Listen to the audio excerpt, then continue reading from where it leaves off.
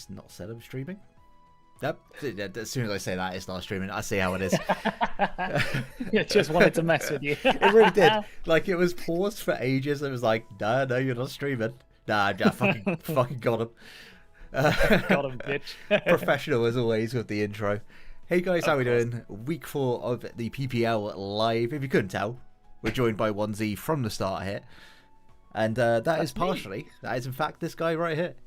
That is partially because the game 1 starts very soon, but also because I'm playing game 3 of the stream, and I accidentally cleared my cache on my team builder, and I do not have my team for game 3, so I've got to build during the stream, and I kind of started stressing. So that's certainly something that's happened, but we've only got the 3 games today.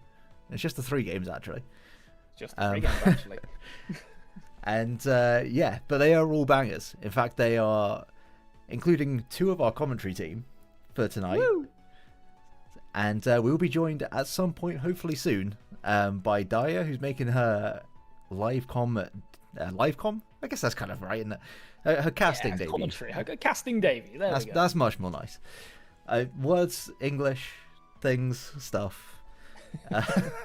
Let's go ahead and look at the results from last week. We had quite a few 2-0s actually. Quite a lot across the board. After many weeks of 2-1s, we finally had some 2-0s, with Nova picking up their first win against GameDex 2-0, Don Fnatic winning a close series against Linz 2-1, Godbear on stream last week beat Ellie 2-0, Pup, I believe also on stream last week, beat Shroom 2-0 in what was in fact a week of 2-0s on the stream. Gunk was able to beat Lars 2-0, and Davian beat yourself, Alex, 2-0. Yes, they did. It was very sad, but Davion, it's the first time they've beat me actually, so congrats to them. They played it very, very well. Just props. Yeah, I know they've been trying really hard with VGC, so it's starting to really pay off. And then in the Fire Blast division, Elf Owls beat K-Sorn, who was previously unbeaten. That was in fact a battle of the unbeatens. The close 2-1. Ark was able to beat Fredo 2-1. Travesty beat Gert Bilbo 2-0. I beat Destroyer 2-1. J-Ricky beat Necro Stevo 2-0. And Iron Boffin was able to beat Just Matt 2-0 as well. So lots of 2-0s for the week. And what that means for the league table is that we actually have just the 2 teams. Sorry, if I say 2 teams, we've got just the 3 teams. Just the 3 teams. Counting is difficult. It's really difficult, especially up to 3. Like 2 is fine. 3 it gets real sketchy, but there is in fact 3 teams unbeaten still going into week 4. Those being Pup as the only one in Hyper Voice division for 3-0 plus 4, and in Fire Blast, Travesty 3-0 plus 5, best record in the league, and Elf Owls 3-0 plus 3, managing to win each week just the 1-0. So on top of that, we have just 2 teams that haven't won a game as well. Destroyer, again, very similar to Elf Owls, but the opposite is 0-3 minus 3, has lost every game by just the 1 game. And the 1 game actually? It's just the 1 game actually. And that was concluded with a 1 HP win against me, in which my Like a Rock lived on 1 HP. So it's getting closer. You don't get any closer than that. You don't. And got to say, I've watched all of IMD's games while I've been able to. Hopped in. The 0-3 is very harsh on them. They've played wonderfully, and they have came up against some really, really tough opponents. So, they've been trying very hard with VGC, and it absolutely shows. They've not been getting blown out every week. They've been absolutely competing. So, it's been really, really fun to see. But it just shows how close it can be in this new format. When you've got 3 games, there's more chance for hacks to screw you over. There's more chance for misplay. You've got to be, more concentrated and be able to switch from play to play between games very quickly. And it just kind of shows that anything can happen, really, doesn't it, Gray? It does. And speaking of anything can happen, I think probably my favourite going into the season was GameDex. And just to show the level of competition, they're actually bottom of the Hyper Voice division. They're really struggling. But again, I don't think they're actually struggling. I think it's more so just they've had a lot of close games, a bit of bad luck, and it's just ended up with them being at the bottom. Yeah, Dex, of course, has a lot of VGC pedigree coming into this season. So they always had that knowledge of the game a bit more than some of the other competitors. But Champions had been out for maybe a month or two, was it? Yeah. Before we started, before the season began. So people did have chance to experiment with the meta and learn combos, and it's almost like the rising tide raises all boats. So Dex has, he's unfortunately come up against, some players who are also really good as well. And I know that Dex has been a bit unlucky in some of their matches. So, yeah, I mean, when the favourite for the season is going 0-3 from 3 games, it, just shows the level of competition we have here. All of our coaches are really, really solid competitors, and it just shows in how close the table is. Yeah, I mean, if you look in the Hyper Voice division, 1 and 2, -2 is currently the Greys. Everybody is going for it. And then in Fire Blast, there's 1 and 2, -1. Like, it's all very, very close. There's not been that many 2-0s. I think this week just gone has been by far the most 2-0s we've seen. And yeah, I think for GameDex, it's definitely been a matter of he's been out at regionals and stuff like that.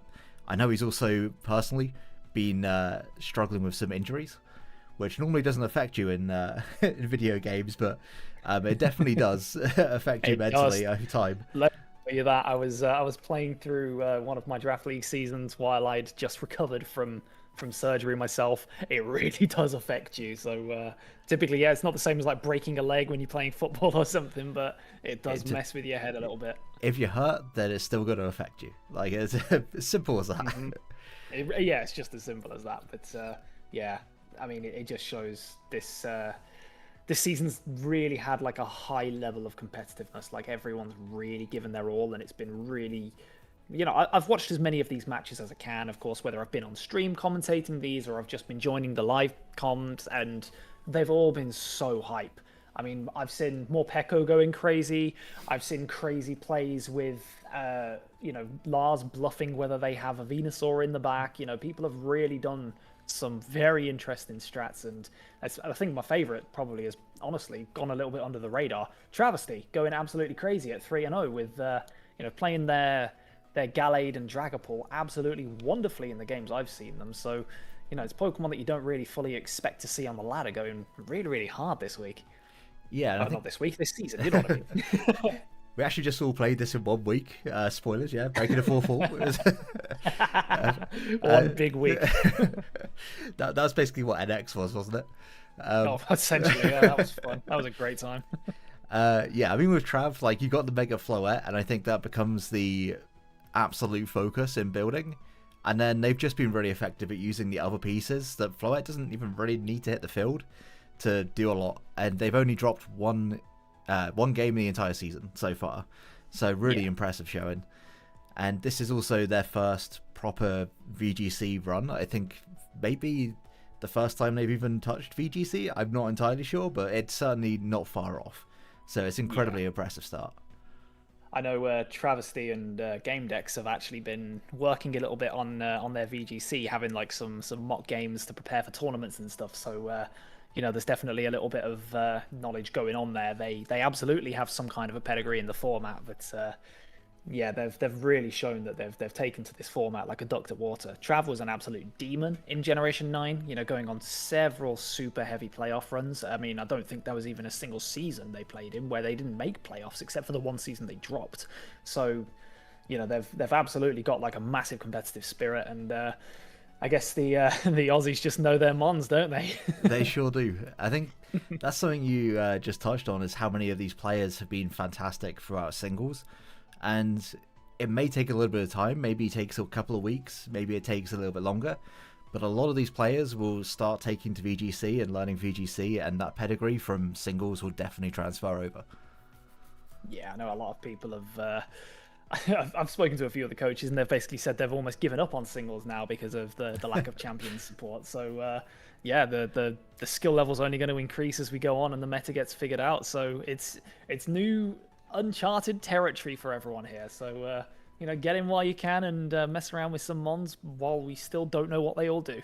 Exactly. I mean, we're going to have MB come out soon, and we're going to be back in the same situation, because these are, for the most part, mons that we haven't used in VGC at all.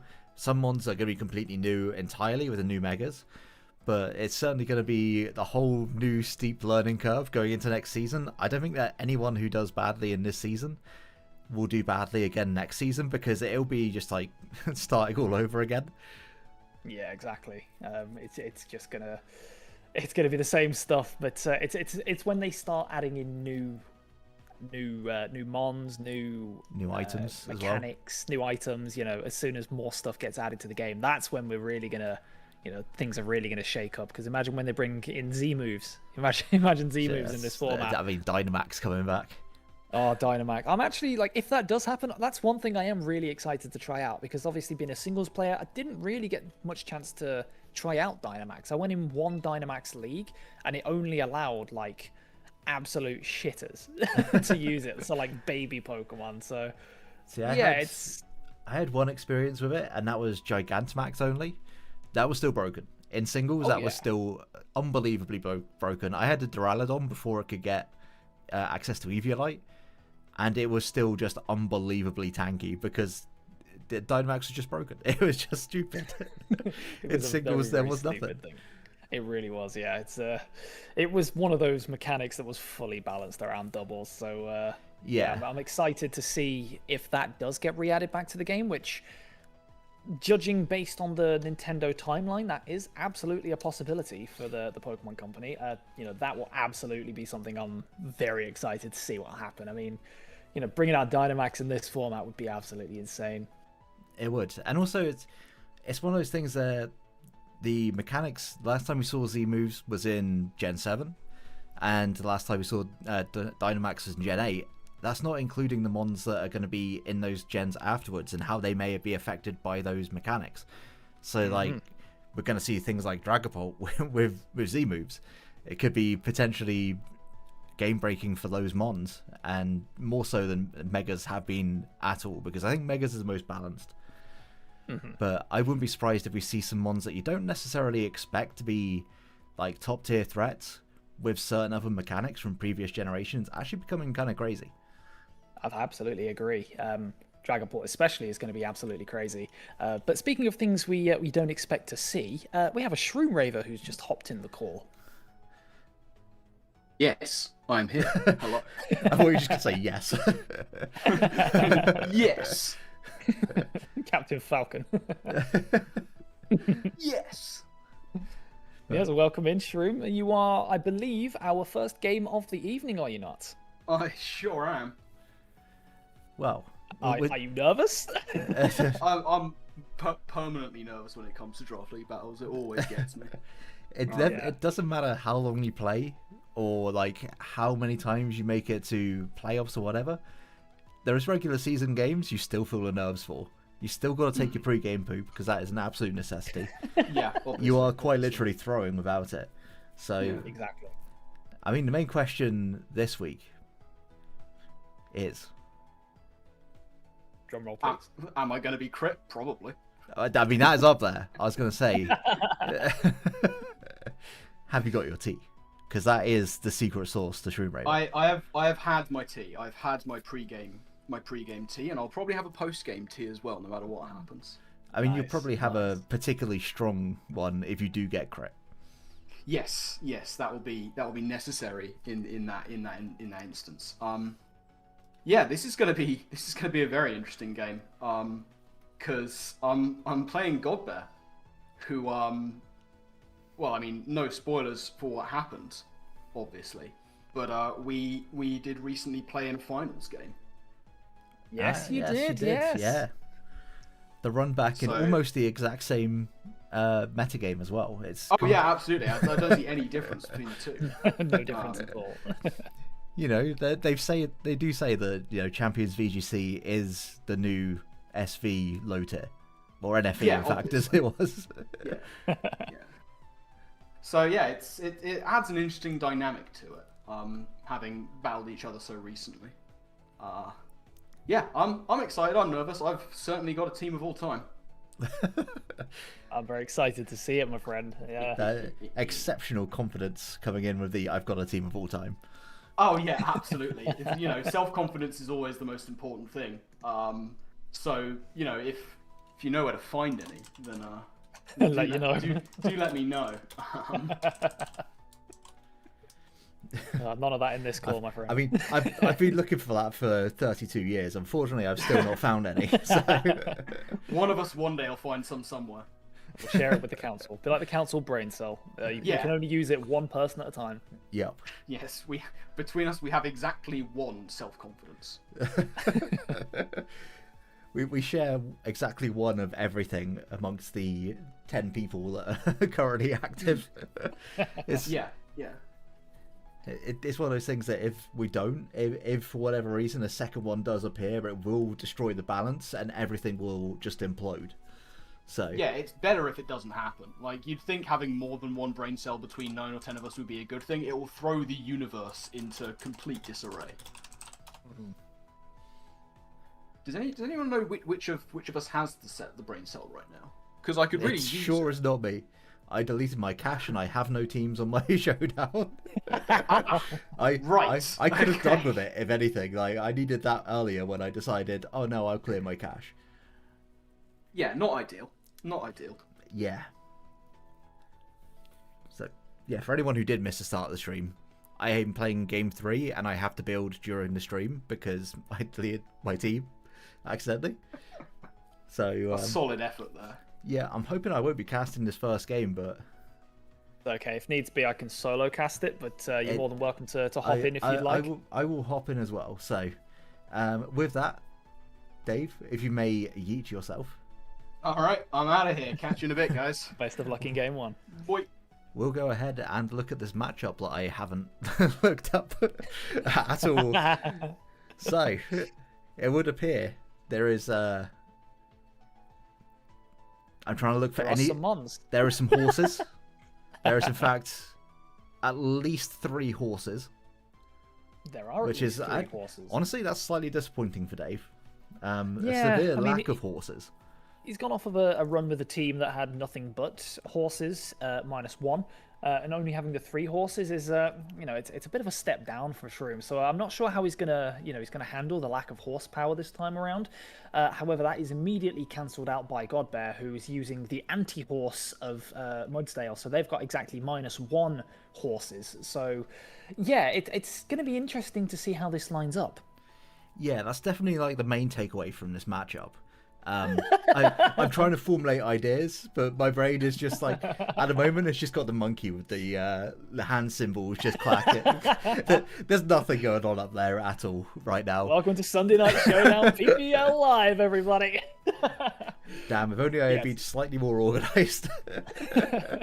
Well, I guess the one thing that I can say about this matchup is, of course, Dave does have very, very good speed control in this match. Of course, being able to utilize the likes of the Dragapult, the Weavile, just to be able to, outspeed, and also has the Tailwind support with the Whimsicott. So it's really any kind of potential Trick Room mode that might come out from the Chandelure here that could be the problem for Dave, because the slowest thing Dave has is the Mega Steelix, and while that is very, very good into this as a Trick Room mode, it's still not the most versatile mon in this game, since it gets kind of obliterated by the likes of Basket Legion. It gets really hurt by, weirdly enough, Scovillain and Chandelure. There are quite a lot of things for it. So, yeah, it's going to be interesting to see what kind of game plan Dave goes for here. Does he go for the anti-Trick Room offense? Does he go for a Tailwind speed control early game? And, of course, how is he going to deal with that powerful Mega Sizzle that last week we saw go absolutely berserk? Yeah, I mean, we saw him go against the regular Sizzle last week, and the regular Sizzle definitely put in a lot of work against him. So with the extra stats, I could only imagine that Mega is going to be a bit more of a challenge. Saying that, I think there is a few mons on Dave's team that's actually really good into the Mega Sizzle.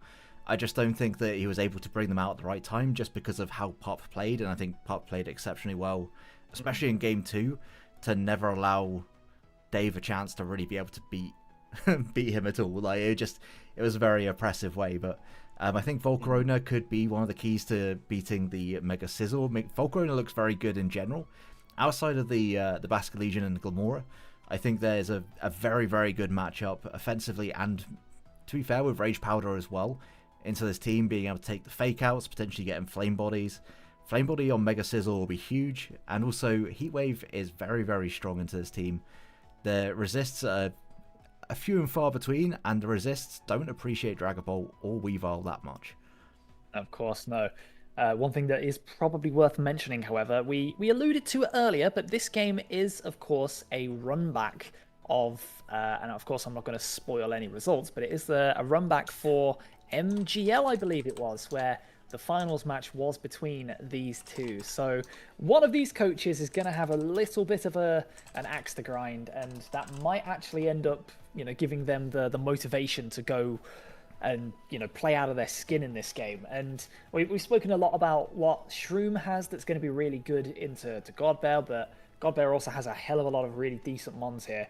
Mega Kangaskhan is a wonderful, wonderful Pokemon, of course, still. Not as good as it used to be without the Power-Up Punch, but it still hits very hard, has very good fake-out support, and you can avoid fake-outs of your own, keeping it scrappy, allowing you to hit Ghost types, which might come into play versus a potential Hisuian Zoroark. But, yeah, if I had to guess, or give my opinion, I'd say this matchup probably looks like Shrooms, but anything can happen in PPL Live. There is a Furfro with a top hat.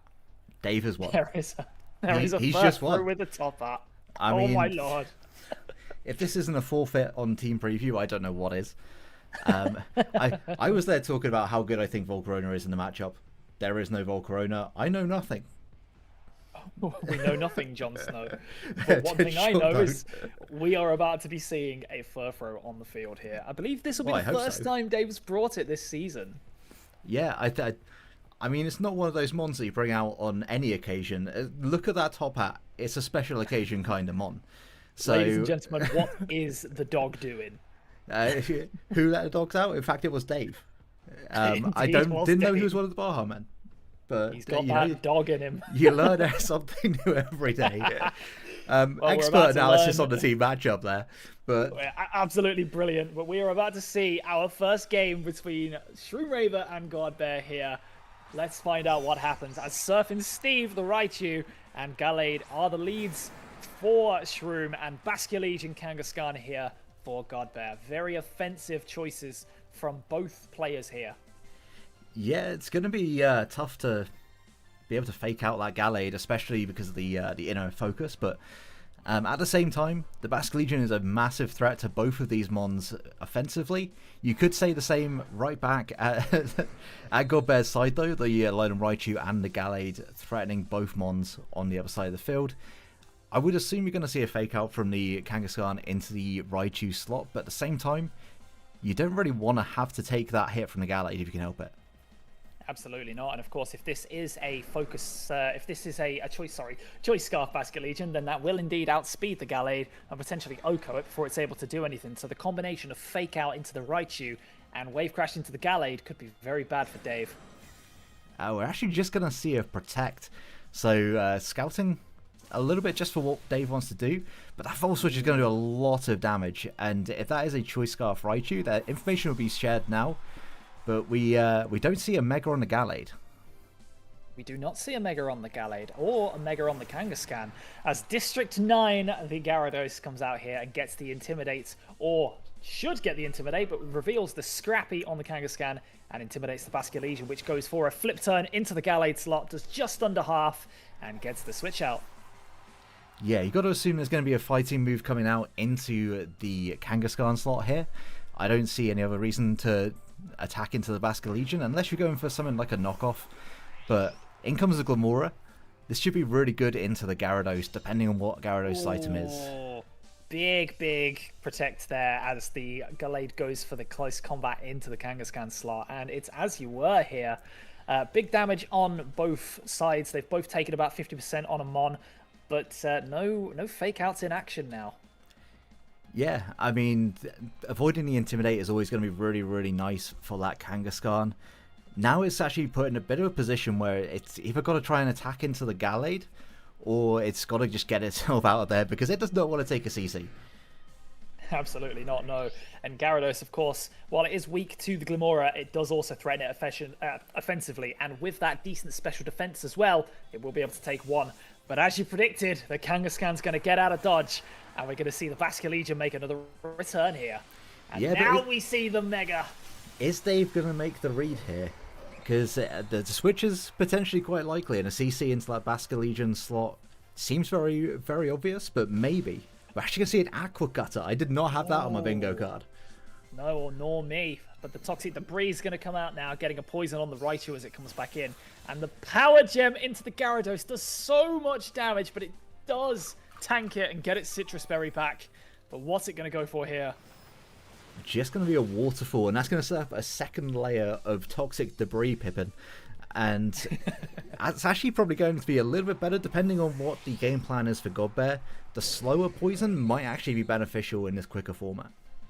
Absolutely, especially considering the Raichu does have access to Volt Switch, so it can come in, take one potential layer of poison damage, which will be half of a regular single layer of Toxic Spikes, then get itself out there to rinse and repeat and live a couple of extra turns. So big turn from Shroom there, but we're going to see Devil Child, the Kangaskhan, put some fake out pressure back onto these two.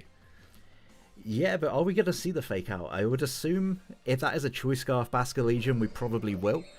But if not, then I would assume it's going to be a Protect and try and get the Basket Legion maybe repositioned, maybe going for a last respects into the Gallade. We'll have to see, because it really does come down to whether or not that is a Choice Scarf Basque.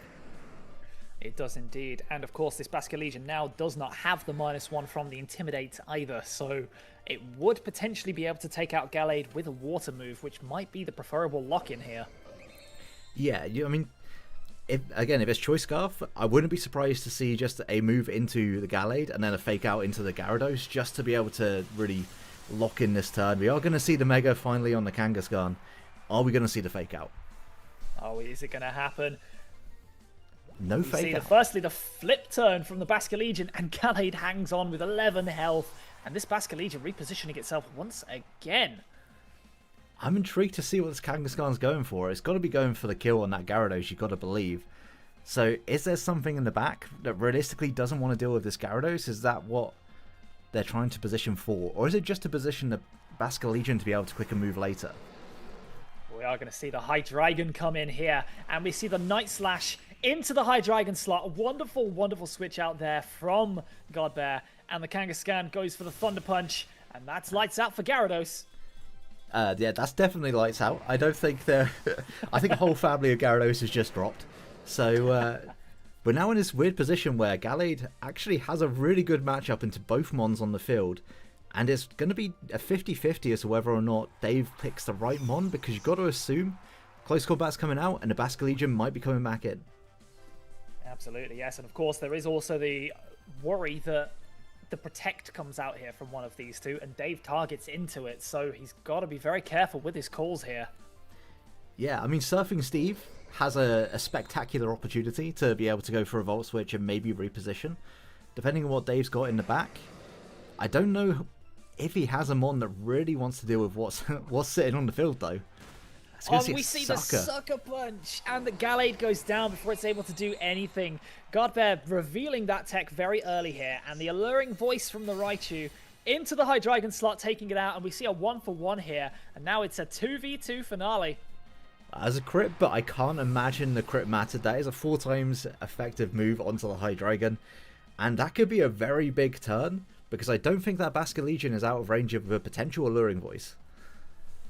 Sure, ladies and gentlemen, especially considering it is of course Choice Scarf, so it's going to come back in here. It's going to outspeed the Raichu, and Dragapult is in now. So Dragapult, of course, has the potential to outspeed Choice Scarf Basket Legion, but now it's all about what calls are going to be made here. Yeah, it's a lot of 50-50s. There's a potential Sucker Punch into 2 Mons that do not appreciate it. So it's going to be very much a case of, which one do you sucker? Is Alluring Voice going to do enough to Basket Legion? Is anything going to be alive at the end of this turn? That is the big question, especially with the big damage coming out from all, well, 3 of these 4. Raichu's a little bit mid, but it still can pack a punch when needed. Especially because we know that it outsped the Basket Legion on turn 1, so if that is a Scarf Basket Legion, it is also locked into the Alluring Voice. And we see the Sucker Punch into the Raichu, which does take it out. So the Dragapult here, if it has targeted into the Kangaskhan, could be down here, but it outspeeds. But we see the Kasib Berry. Will this help it survive? It will not, sure ladies doesn't. and gentlemen. That Mon is just so powerful, and that turn just did not go the way Dave hoped it was. Brilliant, brilliant prep from Godbear to take game 1 here, and it's 1-0. Yeah, just fantastic repositioning throughout the game of that Basque Legion. Took a big hit on turn 1, but was able to keep it alive throughout the entire game. And with the Sucker Punch on board, it really just meant that there was nothing that Raichu could do. As soon as it got down to a 2v2, it was kind of just wraps. Yeah, it really was. Taking out the Gallade really was the kind of straw that kind of allowed the Basque Legion to come back in and just go absolutely crazy. So, yeah, Dave's learned a lot from that first game. He's got information on a lot of sets. He's learned the Sucker Punch. He's learned which Mons potentially have Scarf. So, how he uses that in this game is going to be the big decider for me. I mean, the true thing he has learned from that game 1 is that he should have brought Furfrou. Oh, of course. Funnily enough, it probably would have done better into the 2 that were left at the end. I think it would be fantastic into those 2, in fact. Just because of the fur coat. But I mean, if it was Cotton Guard as well, there was nothing that could be done. So I wouldn't be surprised, honestly, if we see the Furfrou. If we could even see both normal types if Dave is really scared of that Basque Legion in this game too. Potentially, yes. Of course, it was the Last Respects that just completely destroyed through that Cassive Berry. That was certainly a damage calc of all time. I would love to see how much that actually did. I mean, it's what, 150 base power? Once it's got 2 Mons died on your side, adaptability boosted, apparently it is just unbelievably strong and is able to burst through a pretty bulky Dragapult. Yeah, of course. But here we are, ladies and gentlemen, turn 2, and we see the Dragapult Gallade lead this time around into the Ninetales Basque Legion lead. So the Ninetales making its first appearance in the matchup here, threatening with potential Veil off the rip and a potential outspeed and KO onto an unmegaed Gallade. Yeah, Ninetales offensively looks fantastic into these 2 that Dave has led off with. Not to mention you got the pressure from the Basque Legion that we've already seen is K-Sib on that Dragapult, so it's probably not going to be a Last Respects on turn 1 at least. Probably going to see another flip turn, maybe into that Dragapult slot, just because it's more likely to not be a Protect, in my opinion. It might well indeed, but we're going to see the Mega on the Gallade not letting that Ninetales get the outspeed, making sure that Dave's able to outspeed that. And the flip turn, as you say, but this time it's into the Gallade slot. Once big again, damage onto the Gallade here. Yeah, big 50% chunk onto that Gallade here, weakening it for potential late game and cleaning up with the Basque Legion. And the Glimora back out here. But the close combat comes out right into that Ninetales. Massive damage onto that thing. And does Dave double target it? Well, no. Is it just me or is the Dragapult not gone yet? The Dragapult hasn't moved yet. Is the Dragapult going for a Dragon Tail? It's not a Dragapult at all. And what's it going for? It's going for the Flamethrower, taking out the Ninetales. It fooled all of us. It really did. I forgot he had the Pokemon entirely, so... But that does we saw it on the side. It does give information, though, to Godbear that there is the Dragapult in the back. And this Zoroark, despite it not being a super effective hit, still took a lot of damage from that Dazzling Gleam, and Dave did lose his Mega Gallade for it. He did, yes. But he did manage to prevent any kind of Veil going up. But, of course, having this Zoroark on such low health now allows Basque Legion to click water moves still very, very effectively. But Kangaskhan comes in here, and Dragapult comes back out. Yeah, and because it's Mega Kangaskhan, it's got free round to hit whoever it wants, and I wouldn't be surprised if it's going for that Dragapult. With the Zoroark probably not being able to do enough damage to any Mon that's on the field, the Power Gem almost definitely will take it out in return. I think Dragapult is going to be the bigger threat. You would think so, yes. The Sucker Punch pressure from the Kangaskhan, however, means that this is a very awkward turn for Dave, because depending on what that Kangaskhan goes for, this could be a double wipe. We see the Protect here from the Dragapult, worried that that thing's going to take it out. The double Protect, in fact, trying to get some information. Just trying to prevent the Fake Out from doing anything to anyone here. But just a really good read on Dave's part. now gets him that turn to not only give himself some time to think, but also to avoid the fake out entirely and maybe be able to make a play based off of that. Potentially, yes. But of course, as we saw, the Sucker Punch is still a very big threat, as it was in the last game. I believe picking up 2 KOs in the last one. So that Zorok is going to be very careful with what it does here, because if it does indeed go for an attacking move, it could just get blown back here. It absolutely could. I wouldn't be surprised to see it. It is a Zorok. And it did take over half from a Dazzling Gleam that hit both targets from a mon that's not very strong. So, yeah. Fraud allegations are potentially hitting Zorok like a truck right now, much like this attack is about to do. We see the Mega Evolution here. The Kangaskhan, of course, no longer has any need to go for Scrappy with its fake outs. And we are indeed going to see it go for something. Probably a Sucker Punch if I had to guess. Spiky Shield from the Glamora. Interesting, interesting. And the Sucker Punch does go into the Zorok. So Dave now down to his last 2 here.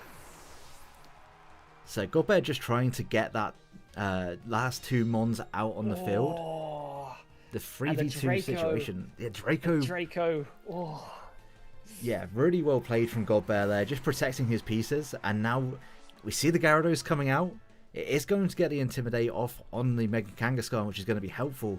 But is it going to be enough to win this 3v2 situation? Not potentially sure, especially considering that Glamora will outspeed the Gyarados and be able to threaten it with powerful rock-type stab. So whatever happens here, Dave needs to remove that Glamora before it can get a big hit onto Gyarados to have any chance of winning what's left of this match. The issue here, though, is that if he attacks with the Dragapult, there's the chance of the Sucker Punch. We're going to see the Draco Meteor come out, so the Glamora is going to take this hit, and it is going to take it. It does indeed take it on 23 health, and the Power Gem comes out into the Gyarados, doing a massive bunch of damage again, and it's looking like it could be wraps here, but the Citrus Berry is going to come back in, so it does potentially have a bit more health, but the double target into the Gyarados. Yeah, I think we might be reaching an end game, guys. This might just be it for Dragapult. Dragapult, of course, -2 special attack facing down. And even if Dave is somehow able to take out one of these 2 remaining Pokemon, there is a Scarf Basculegion in the back, which, as we've seen, is able to OHKO with 2 fallen. And this is looking like it's a wrap now. Yeah, I don't think there's any way out for Dave, but you never know. I've seen crazier things. I don't know what the crazy thing here could possibly be. But there's got to be something. We're going to see a switch. Wincon spotted. Crit Shadow Ball into that slot. The Sucker Punch comes in. It's not going to take out Dragapult here. It's going to do over half. And what is the Dragapult doing now? It is a Shadow Ball. Into the slot. Does it take it out? No crit here today.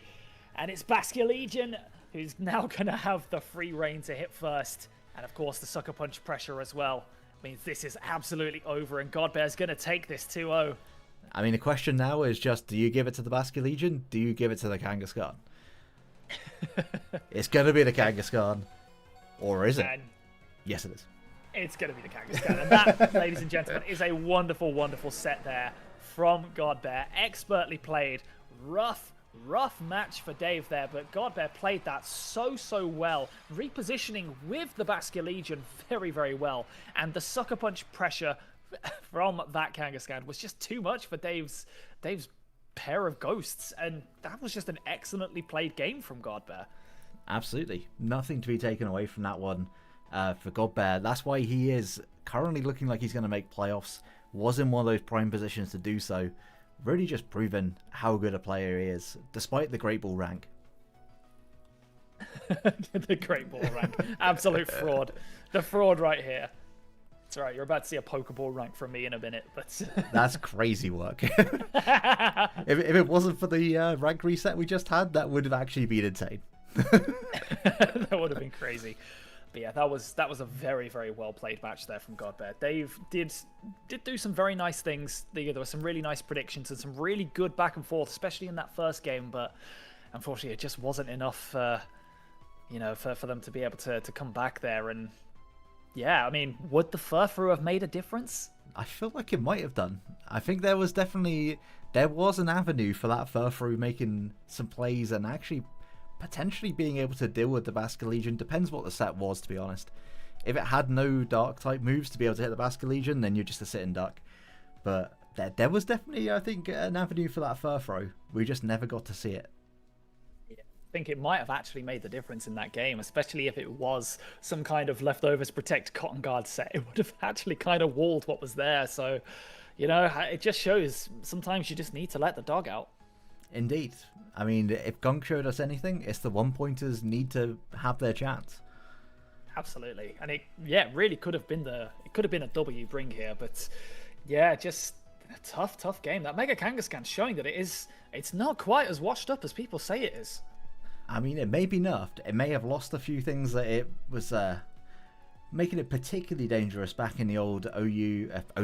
That's definitely, I mean, it was an OU. The old Sun and Moon meta. The power-up punch, no return, doesn't seem to be hitting it too hard. No, it doesn't. Not at all. It especially gives it another avenue with the ability to keep you scrappy, get the fake out off, and then turn into an offensive menace as well. So it just gives it an extra avenue to do things, you know, especially in the Draft League format where you can tailor it with moves like Sucker Punch. Absolutely. And we actually have Dave in the call. So, Dave, how are you feeling about that one? I know it was a really tough matchup for you. That was a tough one, wasn't it? Yeah, that was... His team is... It's strange when you take a first look at it, and then you look closer and you think that the sum of its parts is even greater than the individuals. Like, you see Basket Legion and Scovillain, for example, with a different weather to what they both like to use, and you think, actually, they don't need that weather. Like, you've got stuff like Basket Legion, Mega Sizz, and Mega Kang that are just ridiculously powerful. It was just too much to overcome, honestly. Godbear built really good team into that one. He brought the powerful priority. I tried to get around it with some slightly different sets. Like, he made the lead I thought he would in game 1, where my plan was basically just lead Scarfed, Alolan, Raichu, and get out into Gyarados for the Intimidate. I knew that Glimmer was going to be a problem because my team hates Toxic Spikes. But yeah, in the end, he just had too much of bulky offensive threats for me to overcome. Yeah, just takes the deserved win.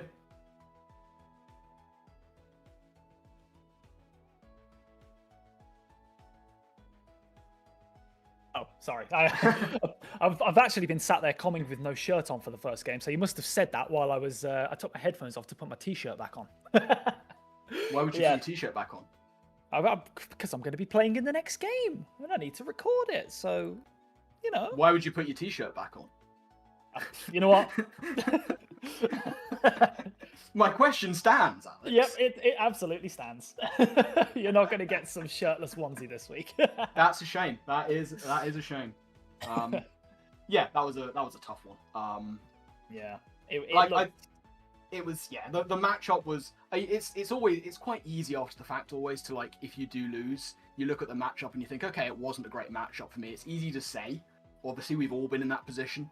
It was a very tough one. Like, that team is monstrously difficult to break down. I must say, at the start of the game, I kind of overlooked how many, like, decent pieces they actually had.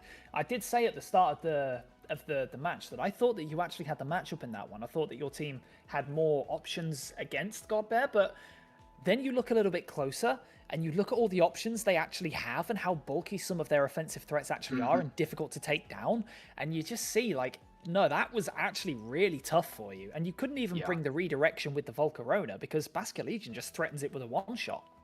Yeah, Basket Legion threatens it with a one-shot. Like, if it wanted to be anti-Tailwind against, like, a Mega Sizz that was going for it, Dual Wing Beat threatens the one-shot as well. So it was very difficult to fit Volcarona on. I was trying to, but it was quite difficult to do, to bring Volcarona as, like, anti-Tailwind. So my thinking there was, like, if it's going to be the more likely Tailwind setter in Hydreigon, Alola is not going to let it happen. Like, I'm glad that at least that worked. And, like, you're not getting Tailwind. I am outspeeding you with the Scarf.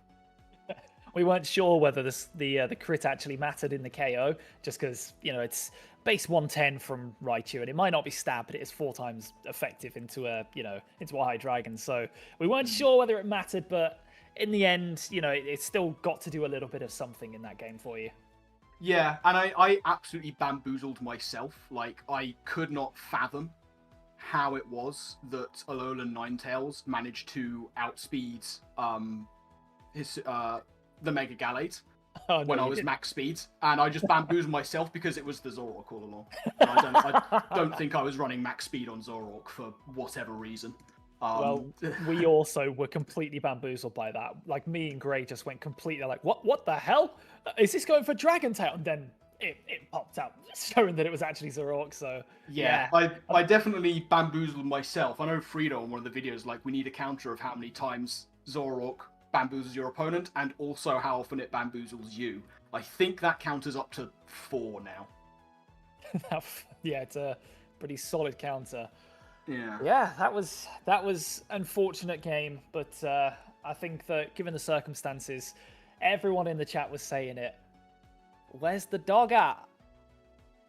Dog was going to come to game 3. Should I have got there? Knowing that Mega Kang, he wasn't afraid of actually megaing the Mega Kang. I wanted to save it, and I sort of prioritized bringing Gyarados, knowing that I might need that Intimidate for Mega Kang next to Baskia Legion, and especially with Mega Sizz going there as well. Like, the dog, especially if the Alolan Ninetales is able to get up its Veil, which is why I hard targeted it game 2. The dog just didn't look amazing into what was there, despite putting Crunch on last minute to try and deal with Baskia Legion. Also, I said this in narration, side note, the Cassib Berry weakened the damage of the move. Did it though? Did it really? Did it really? Absolutely not. We were shocked by that. Like, we saw that come up and we're just thinking, you know what? Now that we actually look at it, it's a Basket Legion. It's adaptability. It was basically normal effective. Yeah. Just a tough game against a very good team, as it happens. Yeah, very good team, piloted by a very good player. They played it very well, and that's gone down as a 2-0 victory for Godbear. And yeah, I believe it's the second match in 2 games you two have played against each other. Not going to say the result of the other one, however, but keep your eyes peeled on both of these coaches' channels for that one, because it is an absolute banger. Oh yeah, for sure. I'm pretty sure that absolutely means I'm out of playoffs, which is a bit of a weight off. So next week. We have the memes. We have the memes inbound for next week. Next week's going to be interesting. I when I was not doing so well in the first couple of weeks, I built my week 5 team for this eventuality. The team has been built for like 3 weeks. I know it's coming. Amazing. That's what we like to see. I'm excited to see it. Speaking of things we're excited to see, I believe we're getting close to the time. I know Gray is still building their team, but we're getting very close to the time. I'm doing this as fast as I can. That's I might be good. I've remembered some of the numbers, not all of them, but I remembered some. So well, if that's the case, I'm gonna hop out, and I'm gonna mentally prep for my intro for our second game of the evening, which will be myself versus Nova Player. All right, good luck. Have fun. Catch you later. Get yeeted. So bold of him to suggest that we'd be excited for this. I've never been less excited for anything in my life, honestly. Honestly, I mean, look at those logo mascots. Skarmory versus Kekam. Come on now. We want really good ones, like Parasect. True. I mean, game 1 was Parasect versus Phalanx. Have we gone up in the world? No, I don't think we have.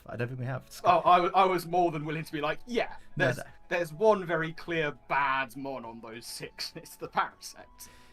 I mean, Skarmory is just boring, right? That is true. If you're gonna pick a Pokemon, pick them on the, at least make it the Mega. If you're gonna do this, rebrand entirely and pick the Mega instead.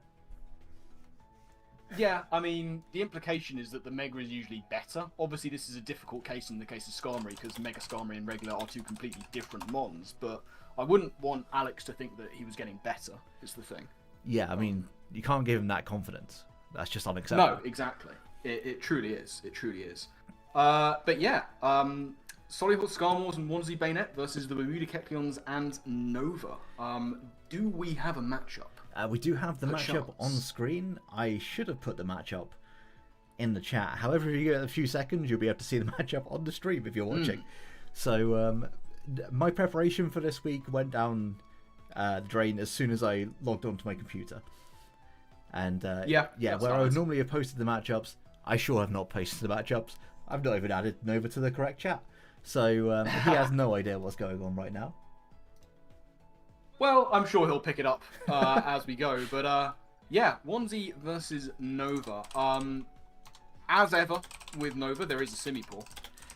It's coming as well. You just know it is. It had better be. When it's Nova, you just know the Simipour is turning up. I mean, you look at Alex's team. Simipour's had worse matchups than this. It absolutely has. I wouldn't be surprised if it's here, maybe especially defensive, to try and take on the Delphox. You've got the Excadrill and the Hippowdon as well, the Cleaver. There's definitely a Simipour angle right now. Yeah, absolutely. I mean, obviously he's got a Milotic that does all of those things immediately better, but it's also not a Simipour. It's not. And really, is there anything else to say in the matchup other than that it's not a Simipour, so therefore Nova is one? I mean, Simipour has so many more arms and legs than Milotic, which I'm pretty sure just makes it better. Yeah, that's the de facto category of like tiering your Pokemon is number of legs. Unfortunately, Milotic is a one-pointer, so yeah, I can't see it doing anything in this matchup. And like Mega Gengar, his legs are hidden. Like, come on. And I mean, Machamp has got 4 arms, so what do we take away from that? Like, is it going to be the best mod in this matchup? Yes, it is. Yeah, I mean, it's got at least twice as many arms as most of the things on the screen. What are we talking about? What are we doing? I don't even know anymore. But I don't know. I've just got Toffee pouring at my chair incessantly for some reason. So yeah, that makes sense. I will very quickly run downstairs and take him out, and then we'll go ahead and crack on with game 2, I think, because there's clearly no analysis going to go on. So I'm going to leave the stream in the very capable hands. This is a bold maneuver. This is a very bold maneuver. It's a bold play. I'll see how it pans out. Absolutely. Yeah, I mean, looking at this sort of from an objective standpoint, you've got 2 very common solid archetypes, one on either side. Obviously, on Wanzi's side, you have the Sand mode there with the Hippo Excadrill combo that has been used very effectively by him since taking over. And on the other side, of course, you have the counters of that in the form of Trick Room, which Nova has used very creatively indeed. So those 2 coming up against each other could be very interesting. But something else, chat, very interesting has happened, in that we have the one, the only, Daria is joining us on commentary. Hello, how are you doing? I am struggling with time zones, honestly, but I'm here. Hi, how's it going? It's going good. It's going good. Welcome to commentary. Everyone go check out Daria. I'm sure her links will be somewhere. In descriptions or somewhere. She's linked in everyone's descriptions who's taking part in PPL. And Daria, of course, is the one who drafted Wanzi's team. And used it in week 1, where we saw very interesting, what looked almost like stall against Ellie, which was very fun. But you are sort of uniquely positioned to comment on Alex's team, and especially the changes he made. What do you think of that?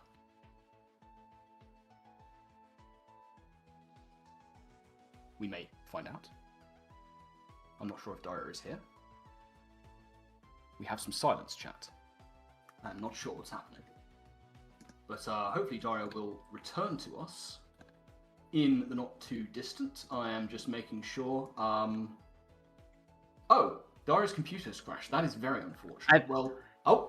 I'm back again. I'm having trouble. I'm so sorry. I don't know what's going on here. All good. It is all good. It is not a PPL stream without some technical difficulties here and there. Well, hopefully glad I can fill that role here. Oh, of course. We've already had some, I believe. Yeah, we were just talking about how you were the one who initially drafted Alex's team. Oh yeah, I see Alex's messages here. With the Cleavor, Slurpuff, and the Roserade. Interesting. Yeah, he has made a few changes. He's been running it. He's been running it okay. I don't think we've actually seen the Roserade or the Slurpuff as of yet. I think Cleavor might have been around. But yeah, he's made it a little bit of his own. Obviously, he was very happy when he started. Like, said that he didn't really need to make wholesale changes because the team was ridiculously good already. I'm glad he's kept the Mega Skarmory at the very least, because I want to see that come to like every game and do Mega Skarmory things effectively. Yeah, I'd love to see Mega Skarm here. I mean, especially with Corviknight, right? I mean, it's essentially a mirror match, right? They're the same thing. They're exactly the same with no differences at all. Completely the same Pokemon, basically. It's crazy that we allowed two teams to draw off the same Mon. But yeah, it's... I wonder how much he's going to Mega the Skarmory, because he does seem to have an affinity for the Mega Delphox. So I'm interested to see if he does that. I think he was mentioning potential of just running Skarmory as Skarmory, in fact.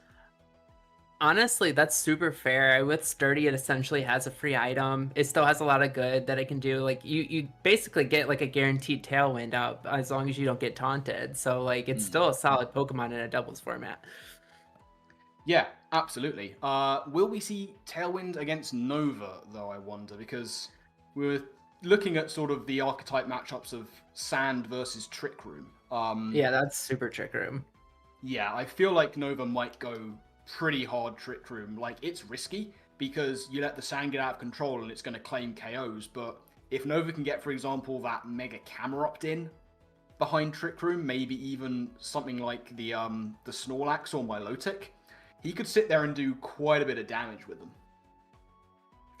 There's some really fun stuff you could do with Mega Camerupt too. I'm trying to think. I don't know, does Nova have any guaranteed crit moves on this team? Because he could always go for some 8-point cheese with the Camerupt in base form and then pop the Mega in under Trick Room and just start killing stuff. Like, it's very possible. It's one of the things on my list that I want to see him do. Get that Anger Point physical Mega Camerupt going. I don't know if he has any auto crit moves, but maybe if he does, we will see them, because, ladies and gentlemen, I believe it is just about that time. Hopefully we'll be seeing the matchups on your screen very shortly, because we are looking to get into the match. There we go. Nova versus 1Z. We do indeed see the Simipour and the Slurpuff. Very interesting stuff. It does look like we've got Trick Room mode on Nova's side. I thought that might be the case. In fact, I think the fastest thing is that Simipour. We see Excadrill and no Sand on Alex's side. Yeah, interesting. Very interesting. Also wondering if there's any chance ones you might have, like, maybe some Imprison to try and shut down the Trick Room on the Fox. That would be fun to see. Could be pretty cool. We did see Ellie do something similar with regular Delphox when she faced off against Nova. I believe her Delphox was running Imprison, Trick Room, Protect alongside just the one offensive move. I wonder if we are going to see Slurpuff do any kind of shenanigans. I don't imagine we'll see Sticky Web. That doesn't seem like the bring into this team. But we're about to find out as we start off with Game 1, Nova versus 1Z. Let's see what those leads are. It is going to be the Roserade and Excadrill on Alex's side, going up against Oranguru Simipour. We have the monkeys on one side. This is very interesting. I wonder if we're going to just see Simipour hard target into Exca with Instruct, potentially? Yeah, that's actually very interesting. I hadn't considered that. I'm just really excited to see Nova brought the Simipour. I know I've missed some of the games earlier. I know Nova's used Simipour really well in the ladder, so getting to see Nova flex with Simipour a little bit in a draft format is very exciting. Absolutely. It doesn't look to be a Trick Room Simipour. I don't know if Trick Room Simipour is even a thing. We do see Energy Ball come in from Roserade into the Oranguru. Scald's going to come in onto the Excadrill. It's not going to do as much as I think Nova was hoping. Do we see the hot water? We do not see the hot water. No High way. horsepower into Oranguru, tanking those hits. It is Trick Room. And gets the Trick Room up. Yeah, that's a really good turn for Nova. Yeah, he's got out of there with Simipour at full health. I wonder if this is just a bulky, slow Simipour. I would suspect that it's obviously a very quick Roserade. It could be a bulky Excadrill, and now you sort of got to play this game. Simipour naturally outspeeding. Does he think that it outspeeds? Helping Hand Excadrill is not what I was expecting to go I don't think I've ever seen Helping Hand Excadrill. That's wild. Yeah, it's a move that sort of has a lot of mons that learn it, but this is an unexpected use. We do see Instruct into Scald. It's going to take out Excadrill frame 2, so we are going to be able to see another move come off from this Simipour into the Roserade. What's he going to do? It's going to be Ice Beam. This is a huge turn for Nova. Wow. That's such a cool way to use it. Wow, that was really cool. And it's sashed. And it's Sash. This is pretty big. It's certainly looking like it is indeed a potentially bulky and slow Simipour. What wonderful use of Instruct to basically let Simipour go for 2 different moves. And of course what can happen now is he can do that again. He can Instruct the Ice Beam into the Roserade, try and take it out, and then go for a Scald of his own into the Delphox. The only way Alex gets around this is if that Roserade has Protect. Yeah, honestly, that is such a extremely cool way to see that used. I'm very impressed. That's phenomenal tech. Have we seen an item on the Oranguru yet? I'm wondering if maybe it's like Mental Herb or something, learning from last week with the Instruct Delphox. I suspect that's quite likely. We haven't seen an item on it, so it certainly wasn't Citrus and it's not Leftovers. It's going to be the Switch and the Protect. Goes for the Foul Play into Delphox, and the Scald once again into the Delphox. But that Protect is now no longer on deck for Delphox, and I think if we see Scald into the Fox, plus with the Instruct, and then another move, I don't even think that the Roserade is safe coming in on that side anymore. Alex is in a very tough spot here. Yeah, the Trick Room Simipour being an actual monster was not on my bingo card. I got to be real. No, me neither. I mean, what was I saying? Like, I don't think that Trick Room Simipour is a thing. I have to stand corrected. It turns out it is a thing. And it is causing Alex no world of problems right about now. I wonder what he's going to do here. He's going to withdraw the Delphox. That makes sense. Going to be into the Roserade. I wonder if Roserade can take these hits. It's going to be Foul Play into the Rose. Can it take a Scald? It's going to be Light Screen. It certainly can now, I think. That might have just been a saving grace for Alex. The Light Screen coming in. It is going to be Scald. Does the Roserade take it?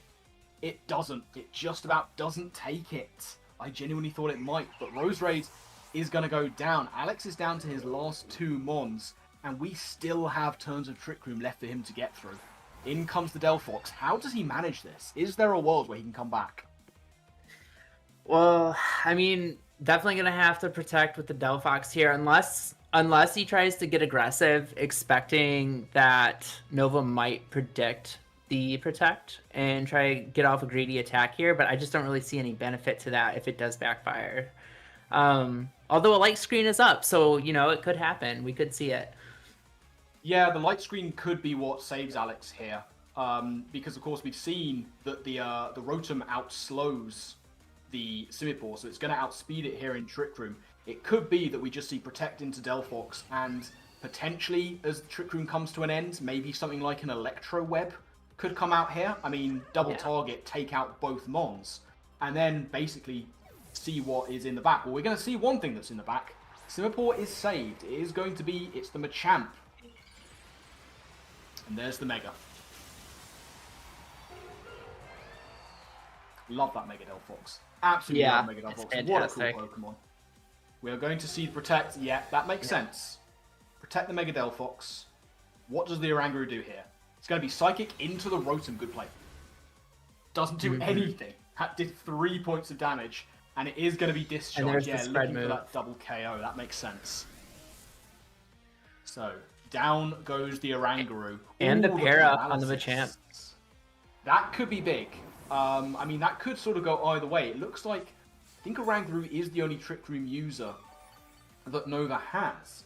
So the Twisted Dimensions return to normal. If we had one more turn, then that Machamp, potentially Guts, could have been huge. But now in comes the Simipour. But I don't know. I don't know about this. Alex has actually made some very good switches to get himself back into position.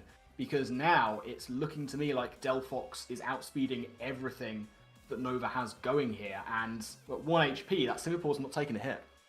I do think the Simipour has fake out pressure here, though, does it not? I correct me if I'm wrong. I believe it does. So that's a You form of are speed control correct. even without the Trick Room. There it is. You called it. Fake out Yep. going to come in on the Delphox. There's the flinch. What's Rotom going to do? It's Hydro Pump looking to try and take that Machamp out. Can you do it? Not And quite. it lives. Ooh. But the full para, 25% chance, doesn't matter. That's a big turn. That is a real problem turn for Nova. If that is a Guts boosted hit from Machamp, that could have really hurt something and taken it to a 1v3 with one thing still unrevealed in the back for Nova that could make all the difference. Yeah, I mean, if Nova doesn't swap here, Delphox just claims to. Oh, well, there is Protect, so not entirely Gonna true, come I in. guess. Going to protect against the Psyshock. What does Rotom do here? single target. Oh, it gets outsped, of course. That's big damage. That's very useful damage. Yeah. Here comes Hydro. Good targeting from Alex there. Makes sense. I wonder if this... No, it can't be choiced. It's not choice, of course. I was wondering if it was, because the potential risk of missing Hydro Pump there could have been quite big, but I suppose if it's Hydro Pump, Light Screen, Discharge, I don't know what its other move is going to be. Potentially Protect. In comes the camera up, so we were looking at hard Trick Room. This could be a problem. It's a Mega Camerupt. It cannot hold a Pasho Berry, so this Hydro Pump is going to do big damage if it connects. And I think Alex has kind of pulled himself back from the brink here. Yeah, it definitely made this competitive. He got to see all 4 Pokemon, got some more information. Even if he doesn't win this one, he at least got a lot more information out of it, and that's a small moral victory. Could set him up for the second round. Yeah, 100%. And of course, that Rotom is still looking very, very healthy. We are going to see the Mega on the Camerupt. Give it some stat boosts. Is there any world where it can live this hit? I think that Nova has to pray for a miss, but I don't know how he takes out this Rotom because this should be Psyshock. Yeah, it's going to be Psyshock into the Camerupt. That's interesting. Really wanted that Camerupt gone. Yeah, really, really wanted that Camerupt gone. Fair. Yeah, I mean, I guess just in case the Hydro Pump did miss, you get some chip damage on it prior, and this Machamp, it's going to go for Dynamic Punch. Okay, Well, alright. I don't know that is going to save Machamp from its fate here, but I mean, it's certainly not looking like Guts. I would have to imagine that it's No God. That would make the most sense. But it looks like this one is going to go Alex's way. It didn't look that way at first. Fantastic job bringing that back. Very, very well played. Yeah, impressed. I'm wondering if the Delphox even has any spread moves, because I feel like we probably would have seen one on that first turn. Oh, Piepa Berry. That is, again, very, very useful for Alex. We see the Machamp finally go down. Alex is going to take the first game with a 2-0, but that last move, that's just another little piece of information that he can store away. He now knows that that Machamp is Piepa Berry, and that could be very useful for him in game 2. Yeah, that's massive information. So, we have the first game of this series over. Wanzi Bayonet going to take a 2-0 win for the Solihull Skarmours over Nova's Bermuda Kecleons. What does Nova do here to try and switch things up? What adjustments does he make? Because the thing is, it started out so well. It did. You have to wonder, does this team that he built have a non-Trick Room mode? Or is everything just is set up specifically to thrive in Trick Room? Because if he doesn't, he might be in trouble, because that was going to be as good a chance as any, I feel, to get a win in a round, and Alex was able to weather the storm. So if he does not have a non-Trick Room mode, I don't know how he steals one here. Yeah, it's looking tough because his last 2 Mons are not exactly speedsters, but I think what we might see here on Nova's side is an adjustment to Snorlax. Because that is one of those things that outside of Trick Room, it can still tank hits just with its natural bulk. And on the other side of that coin, do we therefore see Alex make a switch and start bringing that Tauros to this, anticipating that? Yeah, that would be really smart. I would say, though, I think I'd be a little worried about bringing Tauros into potential competitive Milo in Trick Room. That could be a major issue for 1Z, but we'll see. If I'm 1Z, I might just bring the same 4, honestly. Just because I feel like you got one of Nova's best shots immediately, weathered the storm, and still stole a win there, and I don't see any reason to make any changes. Make Nova prove that he can overcome those 4 that he brought initially. Maybe change the order, maybe change your lead a little bit, but I still think he's got the right 4. Yeah, I would have to agree. And especially the way the last game went, where he was behind and using those mons was able to make the comeback. If anything, the thing that didn't really do enough was the Excadrill.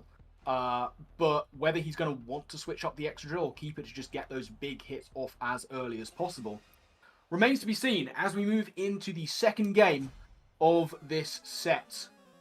1Z versus Nova. Let's see if they make any adjustments on either side. Well, Alex certainly is going to. 2 adjustments. You called it. New mons. You called the Tauros. And the Snorlax. You called both of those. Oof. Oh, but we didn't see Intimidate come out, did we? No, we didn't. So this has got to either be Cudchew or Anger Point.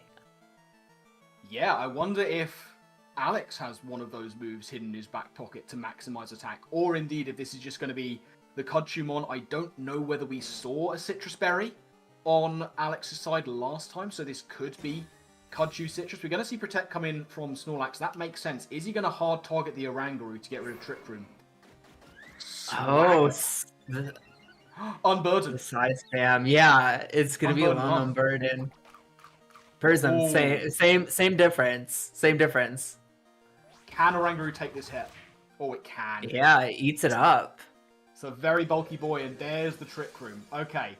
Well, that hasn't quite worked, I think, as Alex would like it to, but type-wise, he still has an advantage here. The Tauros should, you would imagine, live any given hit. And this Slurpuff is now Nazcar Slurpuff and the slowest thing in existence in Trick Room. So, yeah, how does he react to this? He's going to withdraw the Tauros. That makes sense. You want to keep that for when Trick Room's not around anymore. It's going to be the Excadrill that comes in. There's the Protect. Has Nova called this? Are we going to see Belly Drum? We are. There it is. Taking advantage of the situation, and this could be the Citrus Berry coming in. And it is. What does the Oranguru do? Psychic. Yeah, gets some damage. Psychic in the Tauros spot. Makes sense. Yeah. Breaks a potential sash on the Excadrill. I don't think we saw a sash anywhere else. But now, this Snorlax is looking very dangerous. I wonder if it is telepathy on the Oranguru to get around potential earthquakes. But something is taking a giant hit here. And realistically, nothing wants to. Yeah, no, this is a tough spot for Alex. There's the Protect. Going to get around any hit coming his way. It's going to be Fire Punch. Okay, good Protect from Alex. And it's going to be Instruct. That's not going to matter. He was looking to just take the Oko and get big damage, but that's a very good Protect on Alex's side. Extra going to effectively get rid of all damage. And it's Drain Punch. It's going to live. Ooh, that's potentially quite big. That's potentially quite big. Very good Protect on Alex's part. Sees the hard target into Excadrill.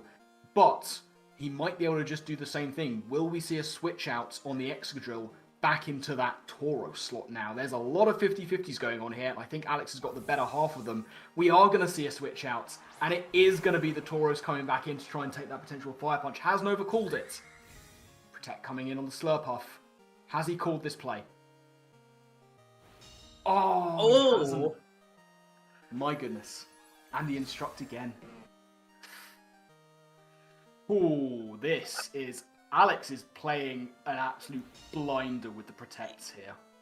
Yes, he is. Yes, he is. That was an interesting. I mean, we saw Protect already on the Slurpuff, so we knew it was there, and we were on the off turn. I'm really surprised that Nova targeted that slot. Body Slam, I think, was the right click. I just think it was the wrong slot. I just really surprised that was who he targeted there. Yeah, especially when you still got a turn of Trick Room left after that, you risk that Protect coming in. And doing no damage, and Alex is circumventing this Trick Room like he's been doing this his entire life. Gonna go for the Jet. That won't kill. Not It'll enough. get some damage. Here comes Body Slam. This will just kill, you have to imagine. Yep. Down goes the Slurpuff. Hasn't quite got that one right. Are we going to see another Instruct? We are going to see another Instruct. Yeah. Here we go. This Body Slam, you have to imagine, is taking out the Taurus, unless it is sashed for some reason. I don't think it will be. No shot. Yeah, Yeah, down there it goes. The Instruct Tech paying off. Nova was in a rough position there, but very crucially, those Twisted Dimensions have returned to normal. So now, does he have the wherewithal to be able to set this back up again, is the question. Rotom is the last mon left on that side, but I don't know if the Oranguru can set up another Trick Room. If it's double targeted, it certainly won't be able to. It just depends on whether it can take a hit. I mean, worst case scenario for Alex is that he is able to get rid of the Trick Room, but Snorlax takes another mon because that makes it a 1v3. It is going to be Protect. Can he get the Trick Room up? Is Earthquake going to come in? That's of course not going to hit the Rotom. Snorlax protects. Are we going to see a live on the side of the Oranguru? We are. It eats it. But there's the discharge. Yeah, that should pick it up.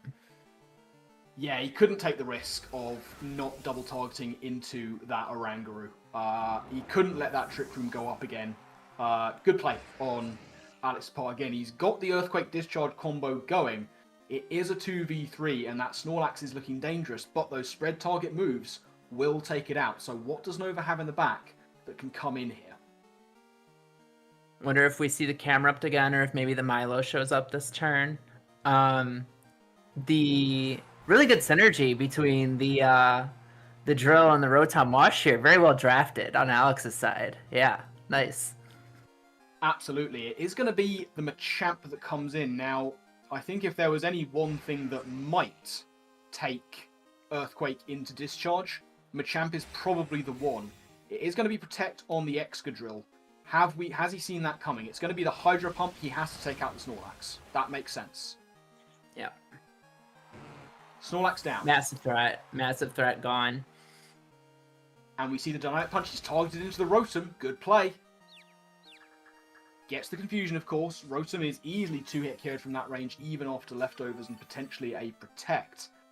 But now, it's the ultimate question. Who does Nova have in the back? Who is his last mon? It's the Milotic. Yep, there it is. Now, are any of these two at full health? Are both of them going to be able to take Earthquake into discharge? If that is the case, is that what Alex goes for? He has to get round that confusion. I think it might be his best chance. There's Earthquake.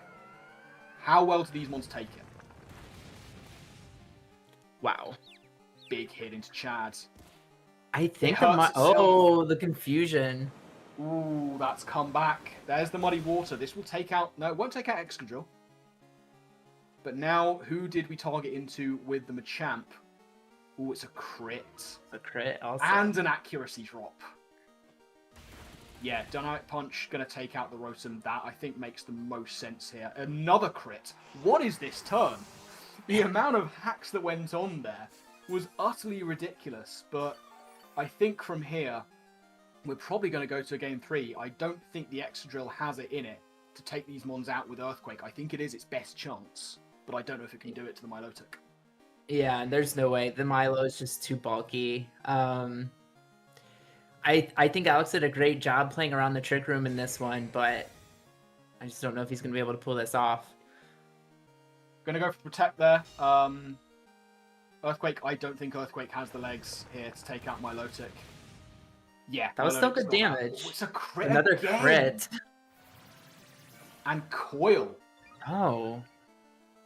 Ooh. I I'm not sure. Again, that's giving away free information because I think he didn't need to do that. He could have just clicked Muddy Water there and preserved that information. Now Alex knows going into game 3 that Milo has coil. Yeah, I mean, I think he was certainly anticipating that not to crit. I think without the crit, he's in a much better position because now Muddy Water is guaranteed. But can they live an Earthquake here? Both of them do just about hang on. He's not going to make the same mistake. He's just going to double attack here. That makes sense. Yeah. Ooh, that was hairy for a bit there. Memories flashing back to Nova's game against Ellie where he was setting up and got crit on his Corviknight. Ooh, that was sketchy. Such a greedy coil. That was such a greedy coil. I can't believe he went for that. That's crazy. Yeah, and like you say, it gives information because all we've seen from the Milotic is coil and Muddy Water. I wonder whether that gives away that potential hypnosis, and now Alex can have that in the back of his mind. Yeah, I mean that's definitely something to play around. I'm still very curious about the item on the Tauros. We never got to see an item reveal because it just kind of died to that body slam. Have to imagine it's Kudchu, but yeah, still. I'll have to agree with you there. Kudchu with Citrus Berry looks to be the answer. But I mean, we are taking it to a game 3. If it's not, there are a lot of crits flying around. I mean, who knows? Who knows? Yeah. I just want to see someone use that anchor point tech. I think that would be really fun to see. Agreed. There's an anchor point mon on either side, and neither of them have gone for it. I mean, why are they such cowards, Doriel? Why are they doing this to us? I don't know. It's really sad. It's really just click circle throw into the camera. Come on, what are you doing? Oh, true. She's absolutely nailed it with that one. All right. Well, we are going to go into game 3. I mean, it's really hard to say what kind of adjustments any of them are going to make on either side. We saw both full adjustments to the unrevealed Mons, I believe. What do either of them do from here? What modes do they think is going to give them the best option? What do we think they're going to do? I think Nova leads with the Milo here. I just kind of a gut feeling here. But if I'm Onesie, I'm surprised he didn't lead with the Rotom last time. Trick Room is such an issue. We know that this Rotom is really bulky. You can get up some screens. You can mitigate the amount of offensive pressure the Trick Room threats are going to provide, and then that gives you more resources to use once that Trick Room has expired. So I think Alex really needs to go with a Rotom lead here. Yeah, I think that makes a lot of sense. The other thing that Alex has to bear in mind is that Oranguru is incredibly bulky. Can he one-shot it off rip? Does he have anything that can do that? He's gone with Rotom and he's gone with Roserade. So, yep, that's the Rotom call that you made. Absolutely correct. And they're going to see Oranguru and Mega Camerupt. I know Hydro Pump is going to be really tempting to that camera, but there's no shot that Nova doesn't click Protect with that on this turn and just try to get up the Trick Room. Yeah, I have to agree with you there. I don't think he gives Camerupt away for free like this, but it is Nova, and we have seen stranger things from him. No, you're right, absolutely right. There was no shot that he was ever going to do anything different from that. Has Alex called that, though? Oh, there's a sleep powder. Oh, that's very good. I was wondering if we'd see it. Yeah, that's one way to shut down the Trick Room. Yeah, 100%. And he's gone for the light screen as well. This is excellent work from Alex. He's kept that in his back pocket for 2 games when it must have been tempting to try for it game 2, but he realized he could keep it back. And that is, again, we asked it before. Once Trick Room is no longer an option, what does Nova do? That's a great question. And honestly, I think this is kind of an example of why it's so important to like keep information hidden from your opponent, because Nova had no way of knowing that that was packing sleep powder. So yeah, absolutely. Oh, the miss though. Big miss. The Hydro Pump miss. That could be quite big. We're going to see a Lava Plume. It is telepathy. That makes sense. This won't do a massive amount. Yeah, it's not going to do much to the light screen. No, the light screen really helping mitigate that, and we do see another turn of sleep coming in from the Oranguru. Now, I wonder if here is where we potentially see some Imprison. We haven't seen all the moves on Delphox. Do we see Imprison Trick Room for if that Oranguru wakes up? Because he put the Oranguru to sleep and then promptly hasn't dealt it any damage, and we know how tanky that thing is. Yeah. So Alex hasn't taken advantage, but I wonder whether we're going to see him do that now. And with the nerf to sleep, he has to do something about Oranguru waking up here and clicking Trick Room. So he's definitely going to have to either double into that slot or Imprison here if he has it.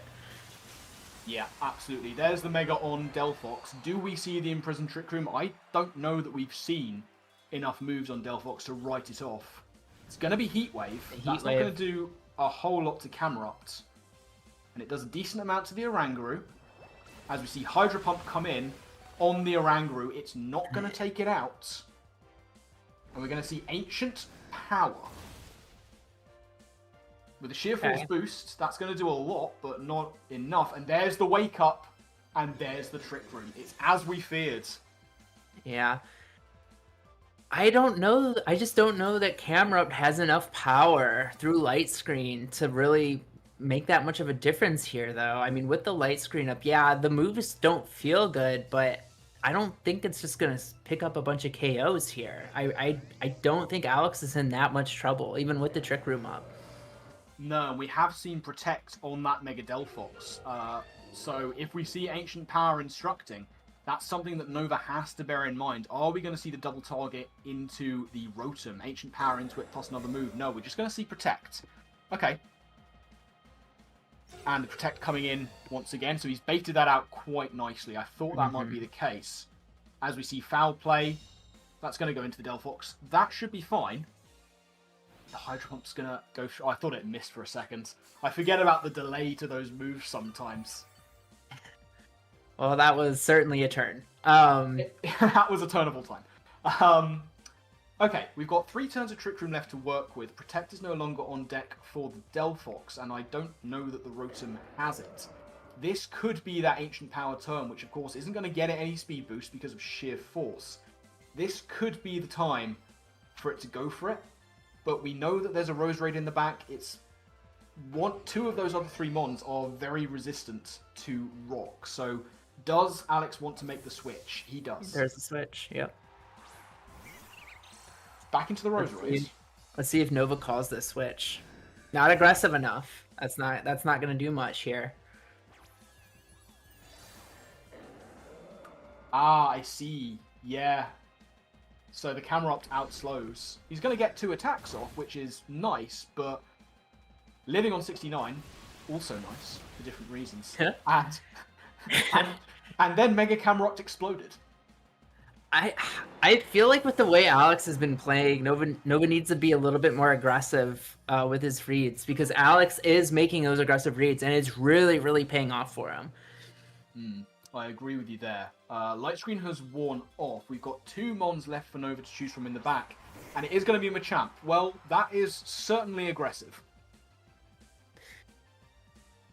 Yeah, and I do think, but we know that the Machamp doesn't have enough knockout power to take out the Rotom here. So, like, even though we can get a big attack off onto the Rotom, it's not going to be able to take it out.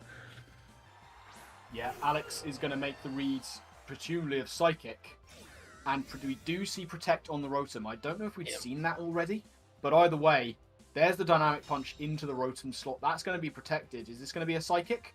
Yeah, good read again by Alex. He is playing out of his skin to play around. He really is. He really Special is. Defense drop? I don't think that's going to matter. So the Rotom has its single screen. We've seen all the moves now: Hydro Pump, Discharge, Protect, and Light Screen. So I assumed that it had Reflect, but I guess not.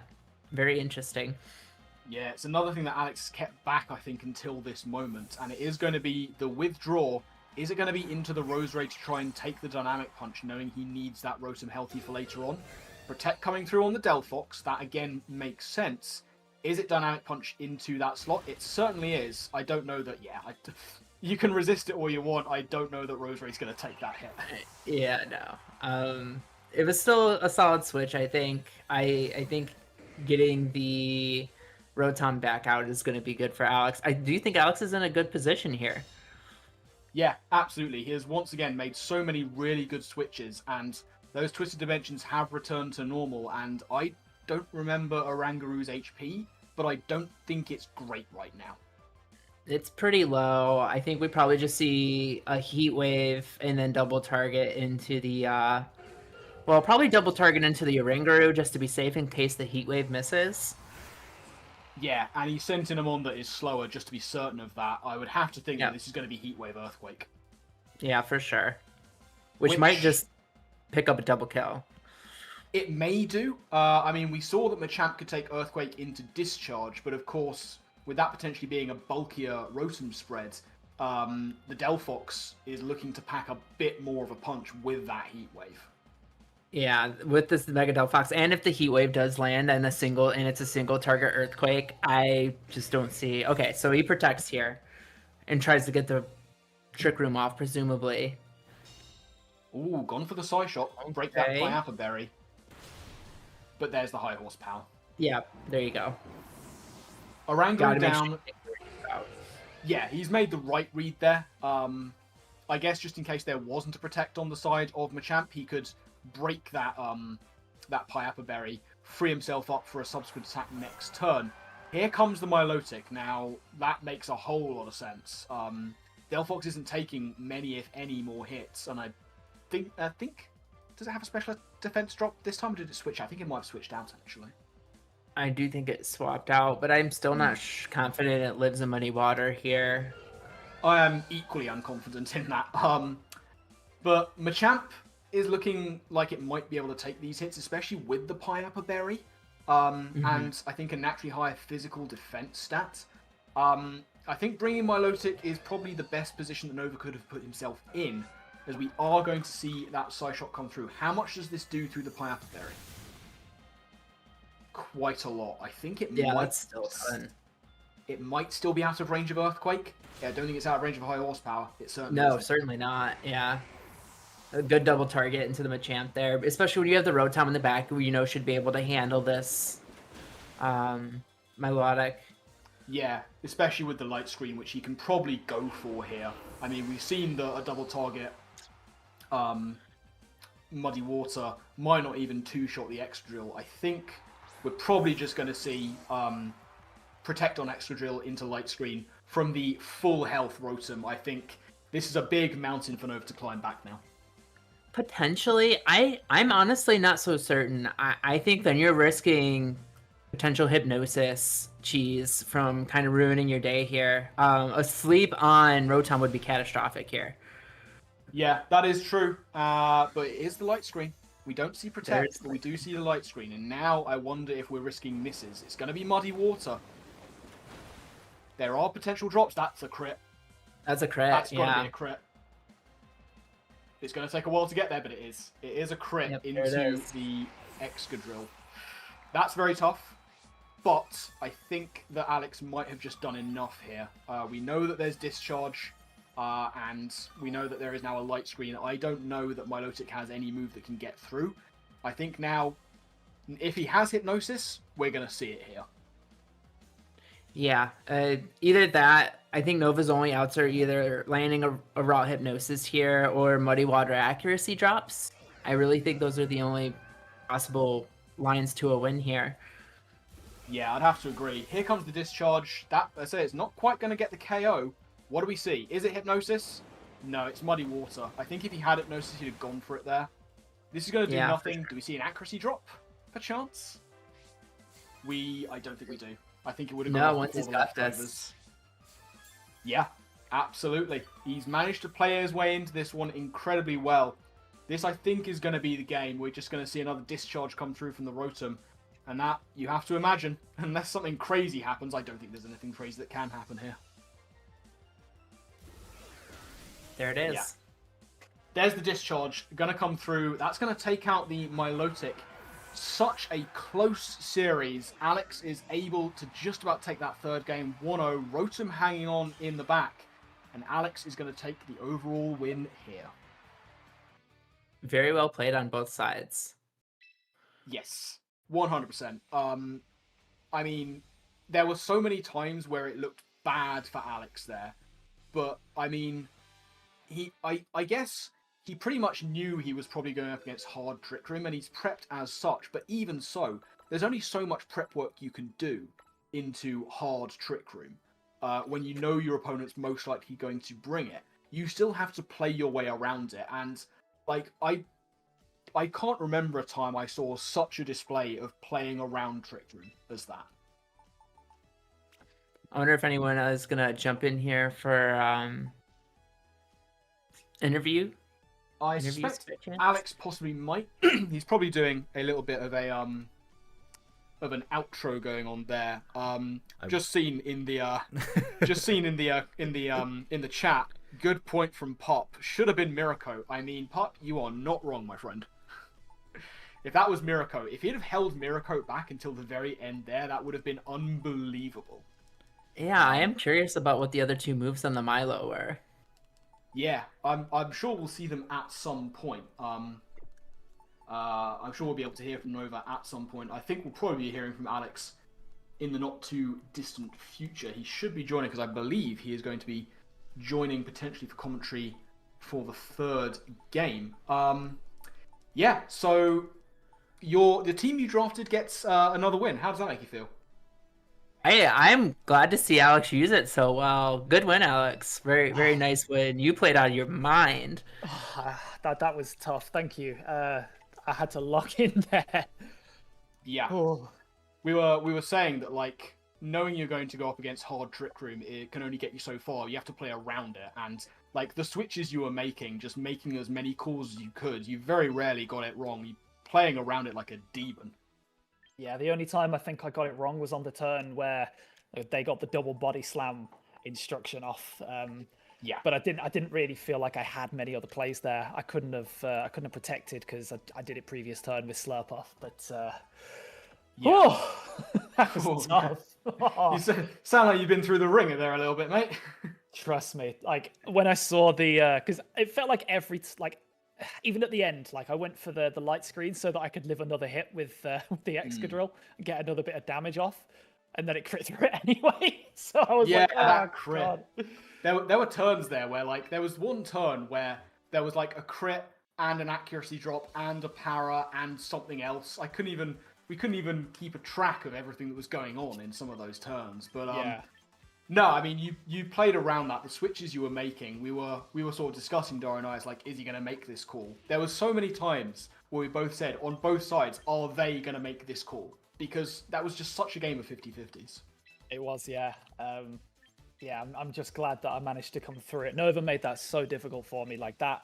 I knew that the monkey was going to be a problem. I knew that all Nova really had to do was either bring Colbur Berry or Mental Herb to prevent my taunt on it. So the only respite I had to try and prevent it was Roserade. And I wanted to see if I could play through it without having to reveal the sleep powder early so I could try and bring it out game 3 for a surprise factor. Yeah, that was very well done. We both said that at the time. Like, keeping that... There was a few moments where, for example, towards the end of, I want to say, game 2, where you got that Psyshock off and finally revealed Pyappa Berry, Dario was making the point of a lot of these games are about getting as much information as you can. Yeah. Like getting it off at the end of game, I think it was the end of game 1, because I think I revealed it. Yeah. Yeah, it was game 1 for sure. And on top of like gathering that information, you did a great job preserving certain tech. Like, I know we already commented on the sleep powder, but saving that for the third game when you knew hard Trick Room was coming was very well done. Very well played. It was a great lead for you. Thank you.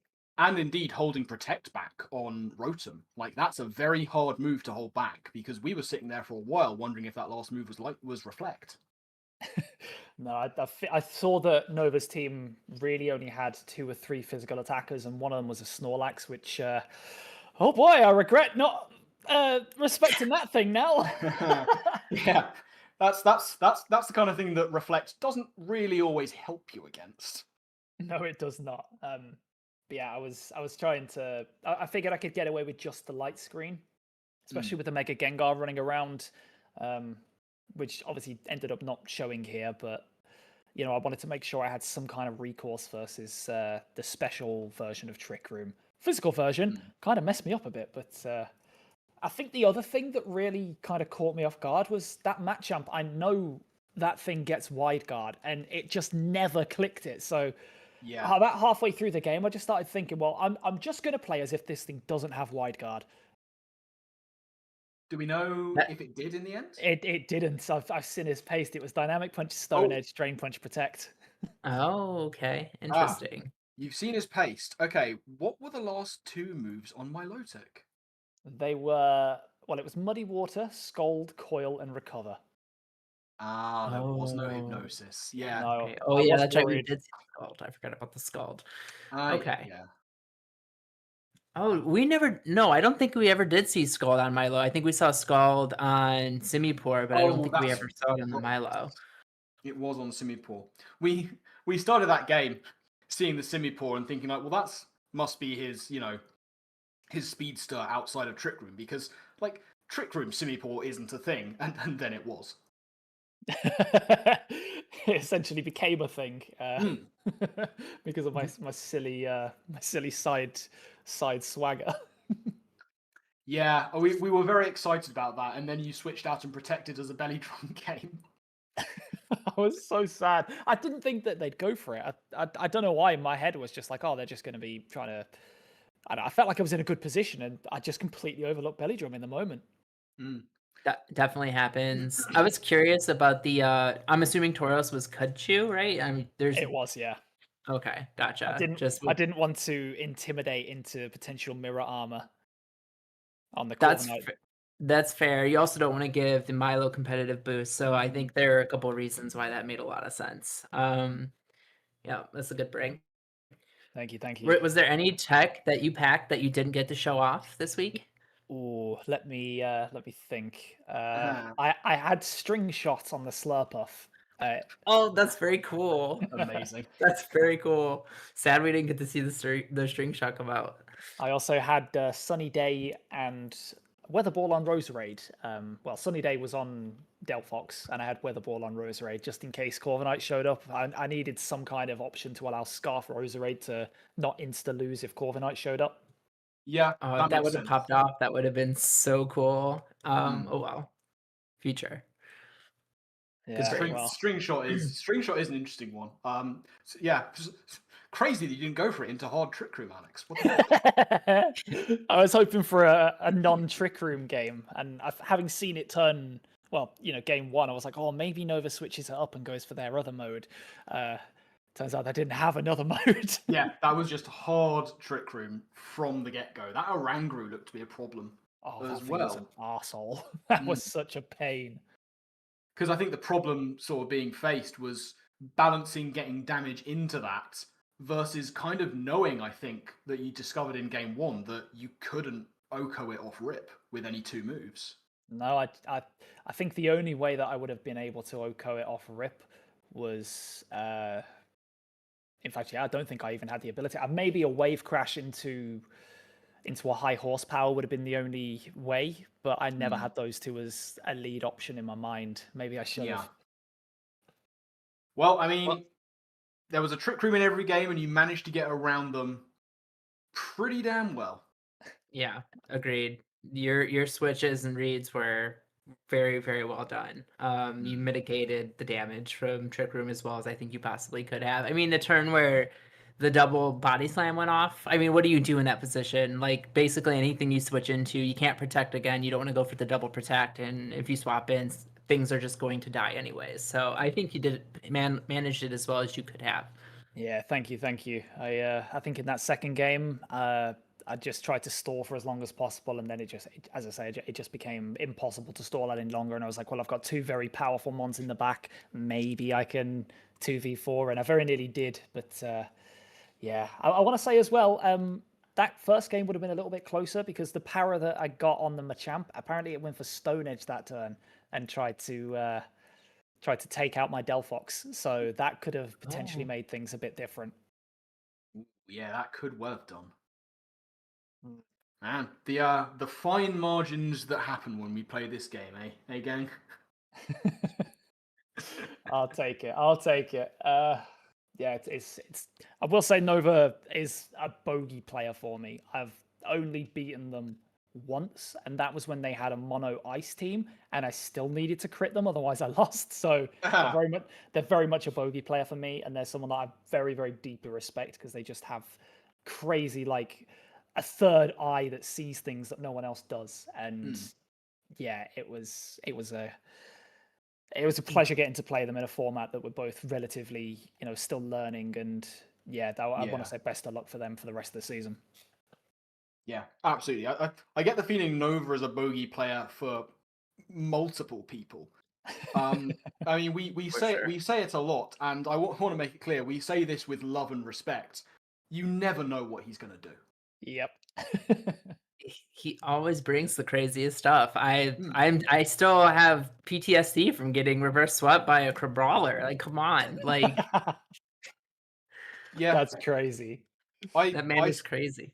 I get vague PTSD flashbacks from the thinking that we're gonna see like a very bulky bulk up Annihilate and a very bulky annoying Rotom Heat, I think it was. And going into the battle as he leads with Annihilate and sets up Stealth Rocks for whatever reason, which then haunted my nightmares. And then he just brought a max speed, max special attack Assault Vest Rotom Heat, which was completely out of left field. Nova sees things the rest of us don't see, and often it works out.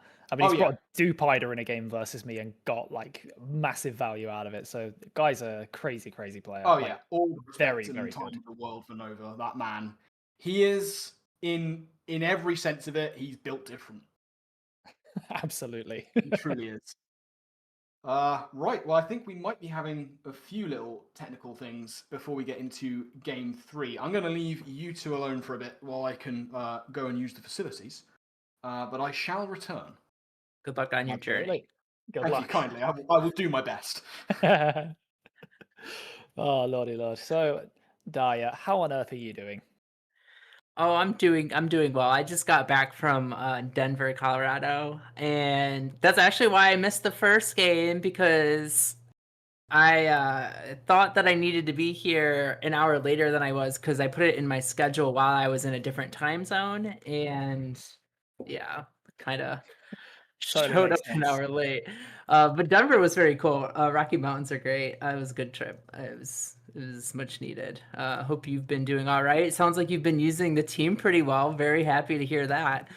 Yeah, I've been trying my best. For those of you who don't know, I took over from Dyer, and I've tried my best to make the team work. I made a few small changes to the bottom half of the team, but it's absolutely been so much fun to use. You drafted a crazy team, Dyer. Like, all credit to you. Oh, glad to hear that. Sounds like you're using it well, and we got to see those changes you made, to benefit and pay off for you immediately. Like the Slurpuff and the Roserade both, I feel like had some pretty key moments. I like how you built your teams too, because you have things that are like threats, right? That are offensive threats, but they also you seem to like to also pack like support on everything. That way, even though it's hard to figure out what your game plan is going to be going into any single round because you can kind of adjust with the way you build your teams. You can have things that were initially meant to be support all of a sudden be more like offensive and vice versa. Like a string shot on Slurpuff after an unburden goes off, you're like going to be the fastest thing on the field. You're going to be able to make everything else slower. That's really smart. I'm a little sad we didn't get to see that pop off, but I think that's a really cool way of building your teams. It's very interesting. Thank you. I'm blushing over here. Yeah, I think in VGC and in doubles, I like to have, at least from the small amount of experience I've had, I think having some kind of, secondary option on things is really important. Like, if Slurpuff had managed to outlast the Trick Room, I just had like instant pressure, like instant speed control. But as I'm watching the stream now, we're probably a little bit behind for everyone else here. I can see that the matchup has indeed been posted on the screen. So we are getting ready now for our final match of the evening, and it's going to be Grey versus Necro Stevo. And both of these coaches are very similar vein to Nova Blader. very, very hard to read. You can never quite tell what they're going to do. Yeah, Trying to apologies. get it pulled up on my end here so I can. Apologies. I was needing to build my team, so I had to go quickly do that. No worries at all. Yeah, we're getting ready now for our final match here. We see Gray. How are you feeling about this one? You've been trying to build this all stream. Has it finally come together? Have you found the secret sauce? I want to say yes. The honest answer is probably not. Well, we'll have to see, won't we? Are you? if How long is it going to be now until I we get the action? Any second now. I have put the matchup on the screen. However, if Steve-O is in the stream, if you wouldn't mind just leaving, because instead of me setting everything up so that it's like a spectator mode, I know it looks much better, like much nicer. However, it's a lot more effort, and I will just play from my perspective on stream. So yeah, if Steve-O's in the stream, yeet yourself, please. I shall DM them. Looking at the matchups here, looks like we're seeing some things that we could have seen in game one, like for example the Mega Gengar, which didn't show up, Heliolisk, which didn't show up, but I think this could be an interesting matchup here. Getting Yeah, I think intense so. flashbacks, seeing a Basket Legion on screen again. Oh dear, and the Basket Legion here does actually have a few tough checks, as Daya was saying there. Heliolisk, of course, usually is an answer to Basket Legion, but Gray having it takes one of the potential counters off the board. So Necro could have a bit of trouble here trying to switch into that thing. Yeah, but Necro has been using this team very effectively. I mean, we've seen brilliant use out of that Arcaladon Aromatisse combination. I don't know how much value we can see out of the Aromatisse, for example, into the likes of Sneasler, potential Mega Steelix, things like that. Arcaladon could be decent here. There's a few things that it really doesn't want to take on, of course. But yeah, I mean, we've got two people who build very interesting teams and play them very effectively. So yeah, this is definitely one I've been looking forward to. I guess the one mon I'm really looking forward to seeing, if it does show up, is that Mega Meowstic. There's a lot of talk about it being a bootleg version of Mega Alakazam, but in draft I can really see that it can do some pretty interesting things, especially by maintaining its prankster on the first turn. Yeah, absolutely. And I mean, it wouldn't be this matchup if we didn't talk about the matchup I think we all want to see. I know chat wants to see it as well. Mr. Gavin versus Mr. Fisk. Oh, Mr. Gavin! We have a Mr. Rhyme and we have a Stunfisk, ladies and gentlemen. I want to see it. I'm sure everyone else wants to see it as well. Yeah, we've obviously seen both of those mons do a lot of work on PPL Live in previous weeks, so this is a real showdown of the titans. Oh yes, absolutely. Will we see weather, do we think, on either side? Because we've basically got sort of rain versus rain here with those potential modes.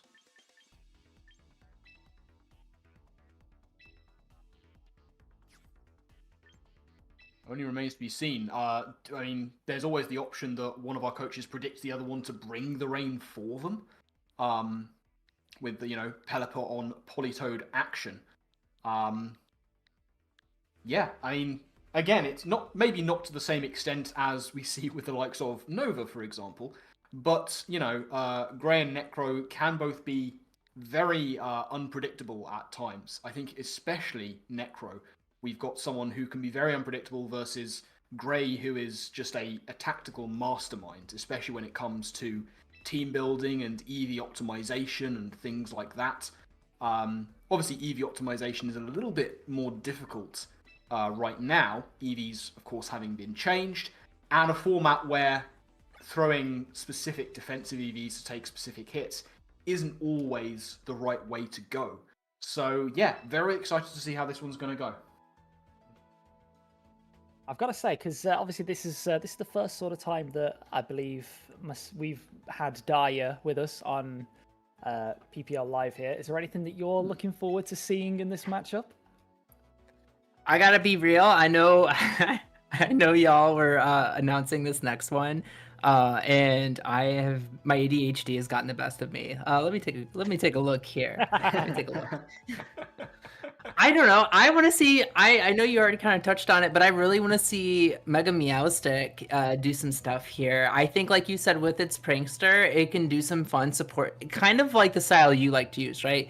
You can use it to be really annoying before popping that Mega Evolution, and then depending on what's on the opposite side, you could pop that Mega Evolution, potentially trace something useful, and just do lots of really annoying things to the opponent. So, I mean, its special attack stat once it megas is pretty hefty. So it might not be quite as strong and impressive as Mega Alakazam, but it's still a major threat. I think it's a solid Pokemon. Absolutely, and especially in draft as well, where as you kind of touched on with me, like you want to try and do these support things as well. You could really tailor Meowstick to a match potentially more than you could do with Alakazam. Yeah, that is a very good point. And Necro, I know that he has said that he often feels a little bit weird not bringing Mega Gengar to even to a specific game within a series, let alone a game in and of itself. But he has been running Mega Gengar alongside non-Mega'd Meowstick at times. I wonder if there is a chance that we see it rock the other way around this time, especially with potential like Scarfed Basculegion, Unburdened Sneasler, potential Scarfed Hydreigon, for example, that can really put the hurt onto Mega Gengar. Potentially, yeah. It's going to be tough. Obviously, we've just seen a matchup where there was a potential Mega Gengar that could have been brought, and it didn't even show up in the 6. So it has happened before. It could happen here. I know Necro, as he says, doesn't feel comfortable with it, but you never know. That could just be a little bit of mind gaming from the Master of the Darkness. Yeah, it does look like a solid Mega Gengar matchup, like on paper here, just at a glance. Barring like a Scarf Basculegion, but when you have a mouse hold, like you can kind of deter that from being a major issue. So yeah, very much. Will be interesting very much to see. true. I'm also interested to see if we see the Sneasler, how Necro works around the potential Sneasler things that can happen. But it looks like we are just about ready to get into the game. Matchup should be appearing on stream any second now, I would think. There it is indeed. So, let's have a look. We have Hydreigon, Basculegion, Bellavolt, Sneasler, Steelix, and Reuniclus going up against Aromatisse, Mega Meowstic, Mega Gengar, Archaludon, Mousehold, and the Stunfisk. The Stunfisk is here, Mr. Fisk.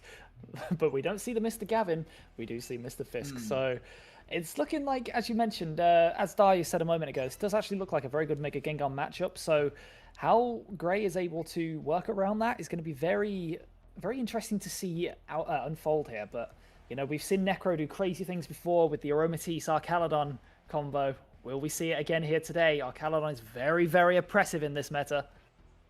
Yeah, absolutely. Interesting to see that, while Basculegion and Archaludon are both here, neither Rainsetter has showed.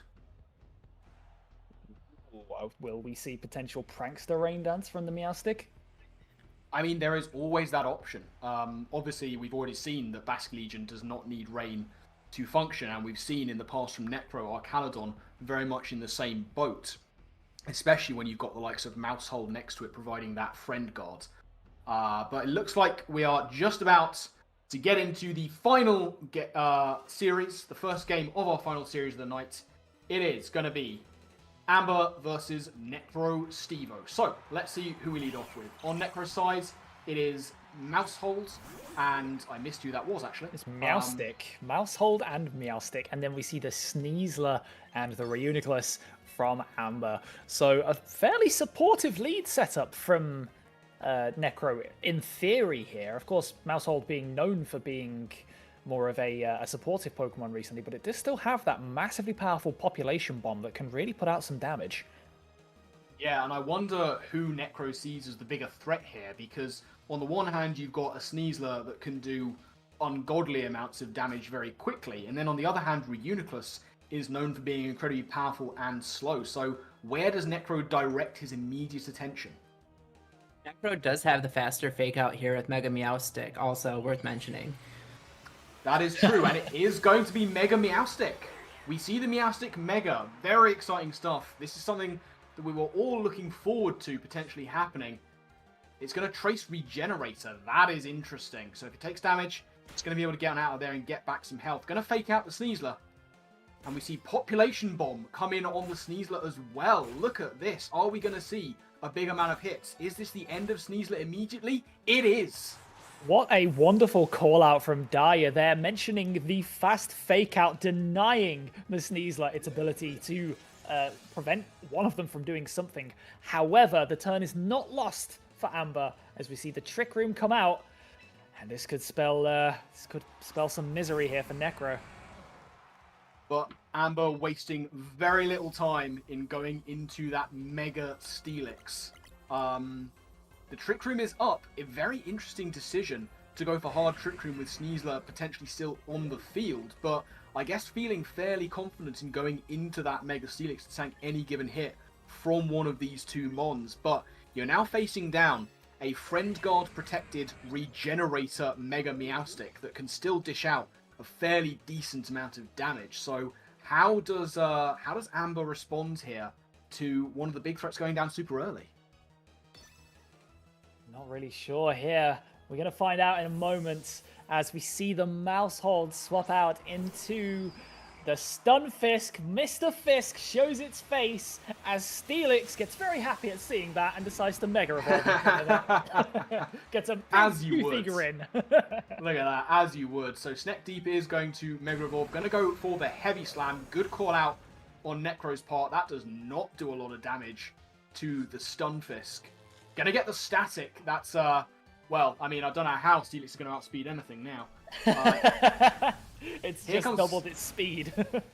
Here comes Focus Blast. Look at it tank. Oh, the special defense drop, though. Ooh, that is huge. And the alluring voice into the Steelix slot here.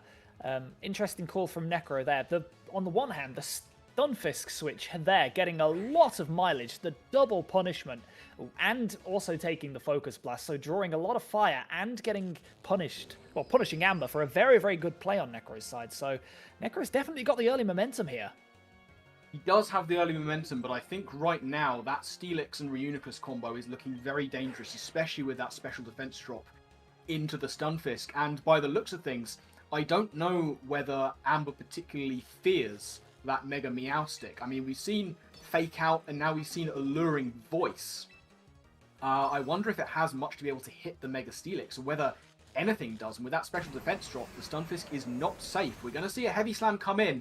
It's going to do a good amount of damage, and I think if it's a double target here, that Stunfisk is not one for this world, and that is exactly what is going to happen. Focus Blast going to come in. 07's in chat for Stunfisk, ladies and gents. 07's in chat. The Stunfisk goes down, and we're going to see the Psychic into the Steelix.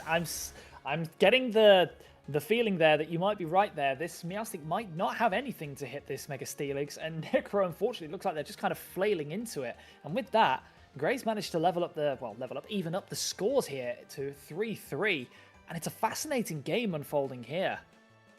Yeah, I wonder if the Mega Meowstic has a move to hit any of these mons. I mean, Alluring Voice is not going to be doing a whole huge amount to Reuniclus either. And maybe this is now just a case of Necro trying to see out these Trick Room turns by chunking down that Mega Steelix. What does he have in the back? It's going to be the Mega Gengar, which of course cannot Mega Evolve. It can't Mega Evolve because the Meowstic is right next to it, but it might have potentially got that Focus Blast or just even a super powerful Shadow Ball to hit it on its weaker special defense side. But one thing's for certain, the Trick Room is still causing Necro a little bit of problems here, and they're going to have to do some weird redirection shenanigans to try and protect themselves against it. Yeah, and I mean, there's not a lot of support in the back to do much damage to the Mega Steelix, and I think that's what's playing on Necro's mind. He really needs to get big damage into that, because there's the potential that Reuniclus might be able to be dealt with by the Mousehold. It's going to be Heavy Slam. That's going to do so much damage to Gengar. It's going to do all the damage to Gengar. It's gone, but the Heavy Slam disabling might prove interesting here. But yeah, that was a massive hit as the Shadow Ball from the Reuniclus into the Meowstic, doing just under half here. And what's the Meowstic going to do? It's going to go for Gravity.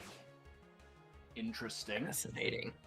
Gravity coming in from the Mega Meowstic, so we know its entire moveset now, and it certainly can't hit the Mega Steelix. Does the Mousehold have anything to hit Mega Steelix? And I don't know whether Mousehold's going to get a chance to react, depending on what moves this Steelix has in its back pocket outside of the Heavy Slam. Exactly. We've seen a Mega Steelix masterclass here so far, and the Reuniclus, of course, landing 2 Focus Blasts. It's obviously very well trained, but the Earthquake comes out now. Is it enough to take them down? Not quite. The Friend Guard coming in handy, but the Focus Blast, a 3rd Focus Blast lands into the Mousehold, and that family's having some problems. That family has been torn apart, and the Alluring Voice is going to come into the Reuniclus. It's not enough to take it out, even with a crit. That thing is incredibly bulky. The Twisted Dimensions have returned to normal, but I think that the Reuniclus might be able to live another hit and potentially set it up again. Yeah, it's looking like this is going to be a game 1 to Gravy here. Very well played, honestly. Necro just did not have a response for that Mega Steelix at all. And once the Trick Room went up, it just looked like almost like a certain victory here. A last gasp Psychic into that Reuniclus is not going to take it out. And that is going to be a Shadow Ball into the Meowstic. And that's going to be game 1 for Amber of this set. Yeah, that was a fairly dominant display. I mean, we saw Sneasler go down incredibly early, and you'd think that might set you back, but it almost seemed like Amber was prepared for that eventuality, going for the Trick Room off rip, and into what is a very quick team on Necro's Stevo's sides. That was pretty much going to be all she wrote when very little of Stevo's offense was able to break through that Mega Steelix. We saw a lot of attacks into it, and it's still sitting there on over half health. Yeah, it was. It took repeated hits, and even the Reuniclus took a side Earthquake fairly well. But yeah, has Necro got anything up their sleeve for game 2 here? Yeah, that's the thing. What kind of adjustments can Necro make to get himself back into this one against what is looking to be a very, very tough Trick Room core? Now, obviously, the Stunfisk got a little bit hate-crimed. And I think maybe that could have been one of his best bets to go against the Steelix, because we saw that it could take 2 Focus Blasts and 2 Heavy Slams, and might have been able to fire back with an Earth Power if it was packing it. But this is going to be a very tough one for Necro to pull himself back in. I wonder if he wants to read some leads and try and get his own counter Trick Room with the Aromatisse if he's packing it. But then again, against the things that were running Trick Room, Aromatisse doesn't want to be a part of that. And it certainly doesn't want to go up against the Sneasler to begin with. No, it doesn't at all, no. And I can't really see how else Necro gets around it. Gray's in a very, very solid position here to just lead with Sneasler and Reuniclus again and just try and set it up and just go for it. But yeah, it's gonna be interesting to see how Necro responds. Does Necro change tact and go for the Mega Gengar this time and just try and hit something off rip? That might be their best bet. It might well be, just try and get that massive damage in as early as possible. I mean, we've got some interesting information on the teams. I think, looking at the ordering of what happened in that last game, we might be looking at a choice scarfed Mousehold as well. Ooh, we could indeed. But Stevo is going to lead with the Mega Gengar and the Archaludon, so a double switch up as we see Gravy lead with the Sneasler and the Reuniclus. So the exact same leads as last time. How well is that going to fare against this new opponent? Well, quite. I mean, it's a difficult matchup for Necro off rip. I mean, we've seen him run Choppleberry on that Archaludon before, but the Sneasler putting a huge amount of pressure on very early, especially if it is potentially scarfed itself. We didn't see it go for fake outs, for example, in that last game, which is something that Sneasers, of course, often like to do.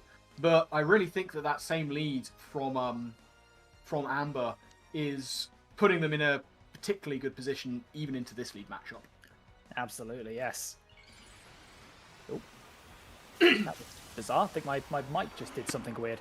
But yeah, we're gonna see the Mega Gengar like firing off the Mega Evolution here, and helping hand from the Reuniclus. So it looks like Gravy might just be going for it to try and take out this Archaludon. But no, we see the Throat Chop one-shotting the Mega Gengar here, outspeeding and taking it out turn one. What a bizarre turn, but the Draco Meteor return here, firing off into the Sneasler slot, putting it on 17 health. And what a turn one from Gravy here. Yeah, that's an incredible turn one to get that massive Mega Gengar threat out of there as soon as possible. And I think that might well just confirm that this is a choice Scarfed Sneasler. Which is interesting. I think that Mega Gengar naturally outpaces the Sneasler. Yeah, it's a base 130 mon, and Sneasler, of course, only being base 120. That's looking like a choice Scarf indeed. Yeah, very much so. So how does Necro come back from this? I mean, we know that Sneasler is looking like it's locked in to Throat Chop. That's probably not going to do a massive amount to Archaludon, but Archaludon itself is at -2, and that is certainly not going to be enough to do a massive amount of damage. Now, we do see Stunfisk. I think this is a good play because we've seen that the Sneasler is locked in. It's not going to be doing a massive amount of damage to either of these. I wonder whether Stevo is trying to get proactive here, going to his Stunfisk on the Sneasler switching out and the Reuniclus going for Trick Room. Potentially, yes. There is also the worry that the Reuniclus might be going for the Focus Blast into the Archaludon slot, and that could spell a whole different kettle of fish and could get Gravy some information on the item, whether it is the Chopper Berry, as you say. But yeah, Stevo has to play a bit more offensively here and try and get on the front foot before the Trick Room goes. But yeah, the switch comes out here. Oh, it's going to be the Basculegion coming in. That's going to take 3 from this Flash Cannon. Yeah, that does very little damage indeed. We are going to see a Yawn coming in from Stunfisk. Very nice bring. Very nice bring on Stevo's part as we see the Focus Blast come in, and it is that Chopper Berry. Yeah, the Chopper Berry going to half the damage here, and it's still doing a decent chunk. It wouldn't have been an Oko from full, which tells me this is either a not very offensive Reuniclus, or it's a defensive, especially defensive specifically, Archaludon, because that thing's got kind of a paper special defense. Yeah, and it certainly doesn't look like this Archaludon is safe by any means. Now, one good thing that has to be said is that at least that Last Respect isn't particularly powered up. I don't see Last Respects doing a massive amount of damage to either of these mons at this time. And of course, the Reuniclus is in danger of being put to sleep as well. So Necro is fighting out of the trenches here, but he is fighting back. He is fighting back indeed, yes. Gravy taking a while on this turn. They're not sure how to play this one out. What we're going to see them do here. We see the flip turn come out into the Stunfisk, but the Pasho Berry, a very nice piece of prep here. And a nice 69% left on the Stunfisk. And the punish with the Pasho, allowing it to get the static proc onto the Basculegion, halving its speed. That is huge. Yeah, that's a very big static. That is certainly not something that Amber would have wanted to happen. The Steelix is going to make yet another appearance. Here comes the Draco from the -2 Archaludon into that Reuniclus. That's a nice little chunk, but I worry that it's certainly not enough as we see Thunderbolts come in. That's not going to affect the Steelix. Good read, and there indeed is that Trick Room. So once again, we are looking at a Trick Room Steelix coming in here. The Reuniclus is asleep, but here's the thing. Against some potential pace in the back for Necro, is that Paralysis onto the Basculegion now going to come into play? Yes, absolutely. The static might actually allow this Basculegion to become a Trick Room threat for the first time in its existence. That is a huge bit of affecting there. That static, while in theory looked wonderful, might harm them as the switch out here from the Archaludon into the Aromatisse as the last mon. But here's that Mega. Yeah, this is going to start doing some serious damage. And I don't know whether the Steelix will outslow the Aromatisse in Trick Room or the other way around. It is going to be an Earthquake. That's going to do considerable damage to the Stunfisk, putting it onto 18%. But the Reuniclus is still asleep. Here comes Earth Power, the best way to damage Mega Steelix. It's still not a huge amount, to be honest. That is still not a 2-hit KO from that range. This Steelix is putting in the finest of work right now. It really is. Gravy's isolated it as the biggest threat to this this 6 that Necro's brought, and they're playing it really, really well. They're protecting it and bringing it in at the right time, and even using Earthquake to damage their sleeping Reuniclus might actually be able to self-KO and allow them to keep up the momentum and get into a threat without having to risk it taking damage from the opposite side. There's the heal pulse, though. That could be very useful, depending on what this Steelix has gone for. And the Steelix has targeted down the Stunfisk with Heavy Slam. So a very good heal pulse there from the Aromatisse. Do we see the Wake Up?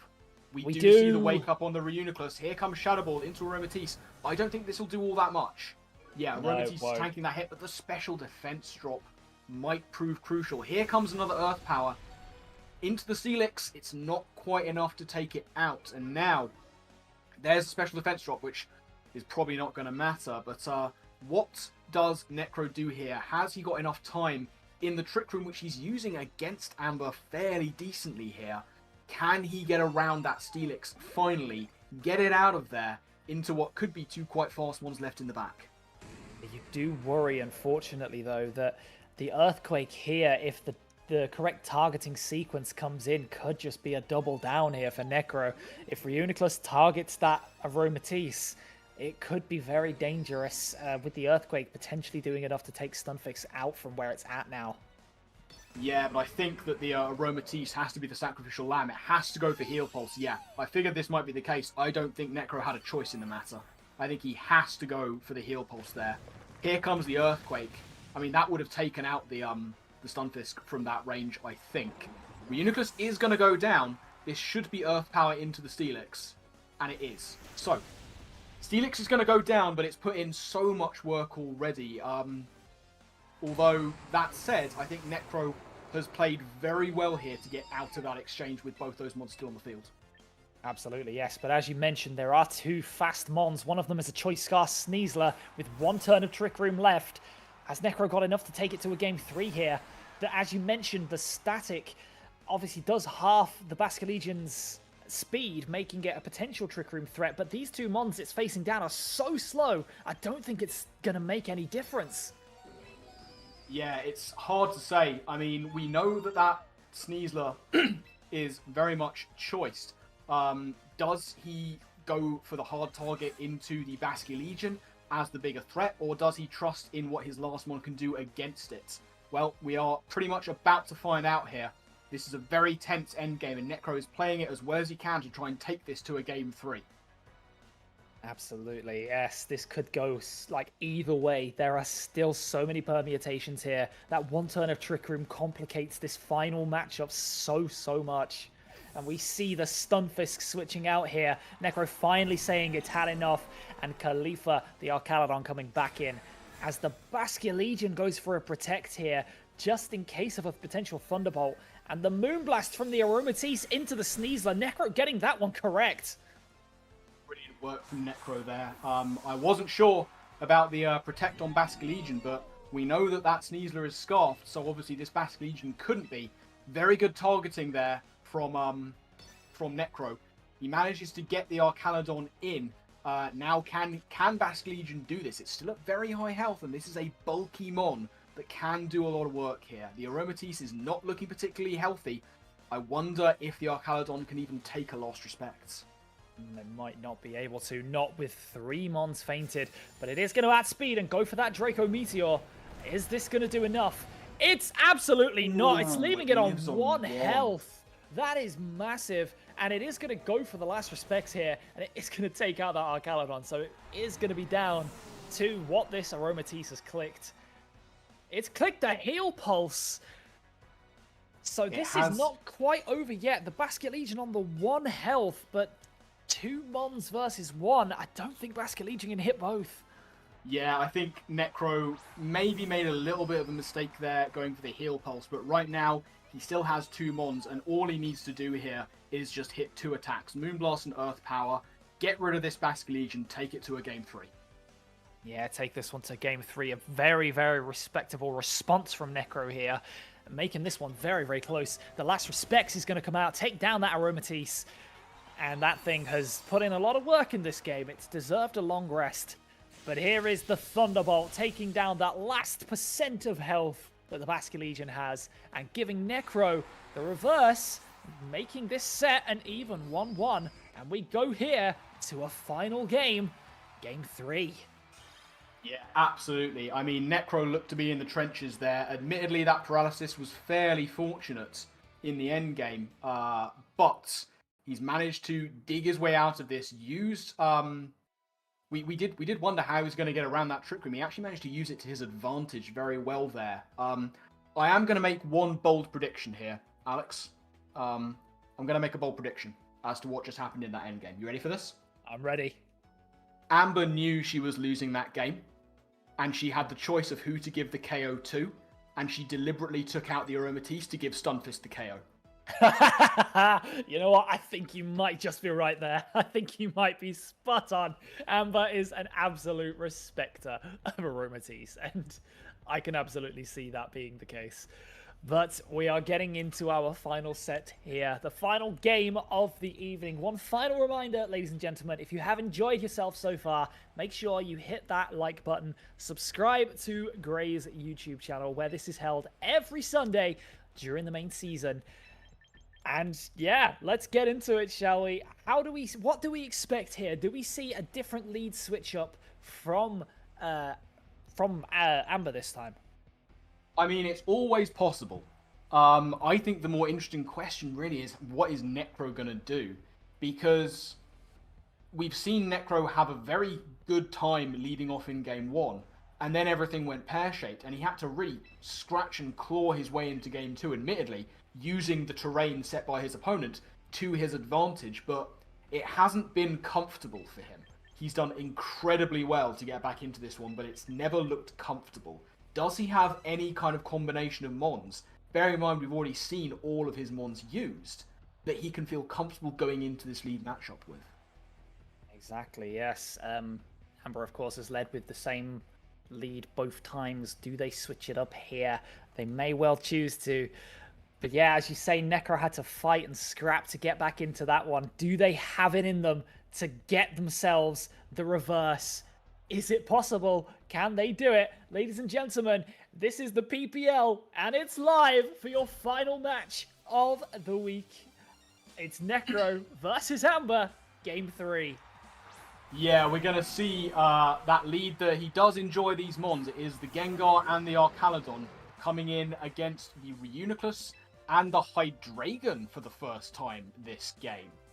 Interesting to see Hydreigon. I wonder what it's going to do. I mean, we've already seen that it's seeming not to be Choice Scarf, so it is potentially under threat from Dazzling Gleam and or Draco Meteor from either of Necro's leads. The big thing here is, what is the Reuniclus going to do?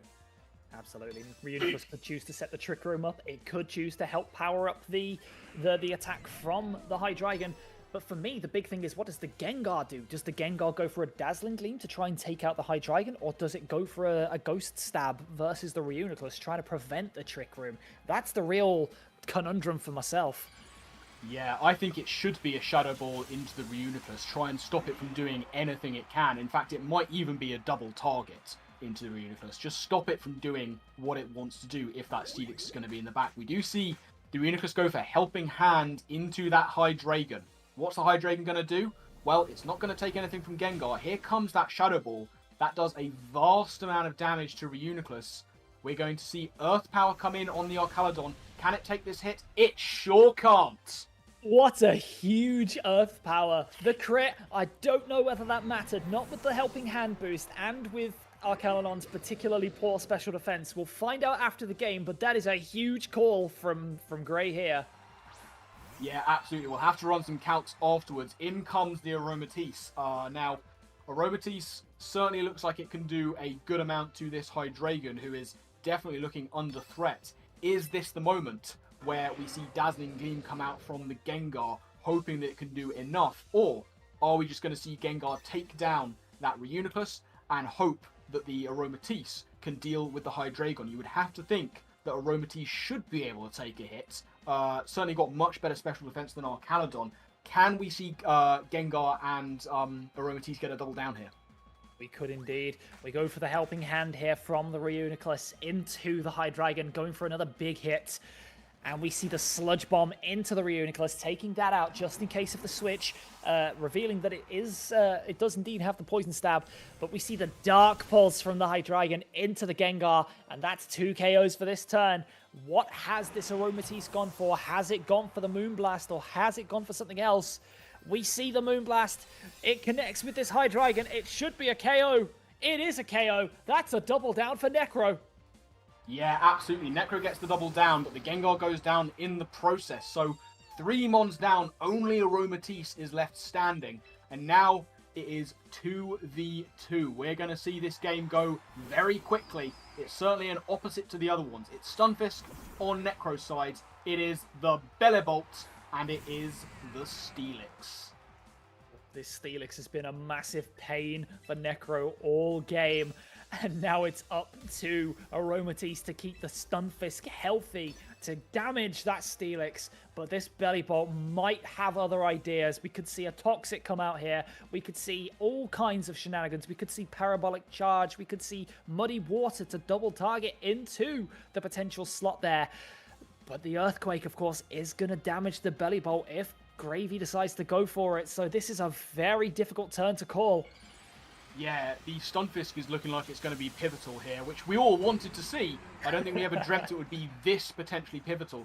Steelix, of course, is going to Mega Up here. Who moves first in this slow maneuvers? It's an Ally Switch coming in from the Aromatisse. I guess predicting the Heavy Slam into that slot. Light Screen. What a bring on the Bellibolt.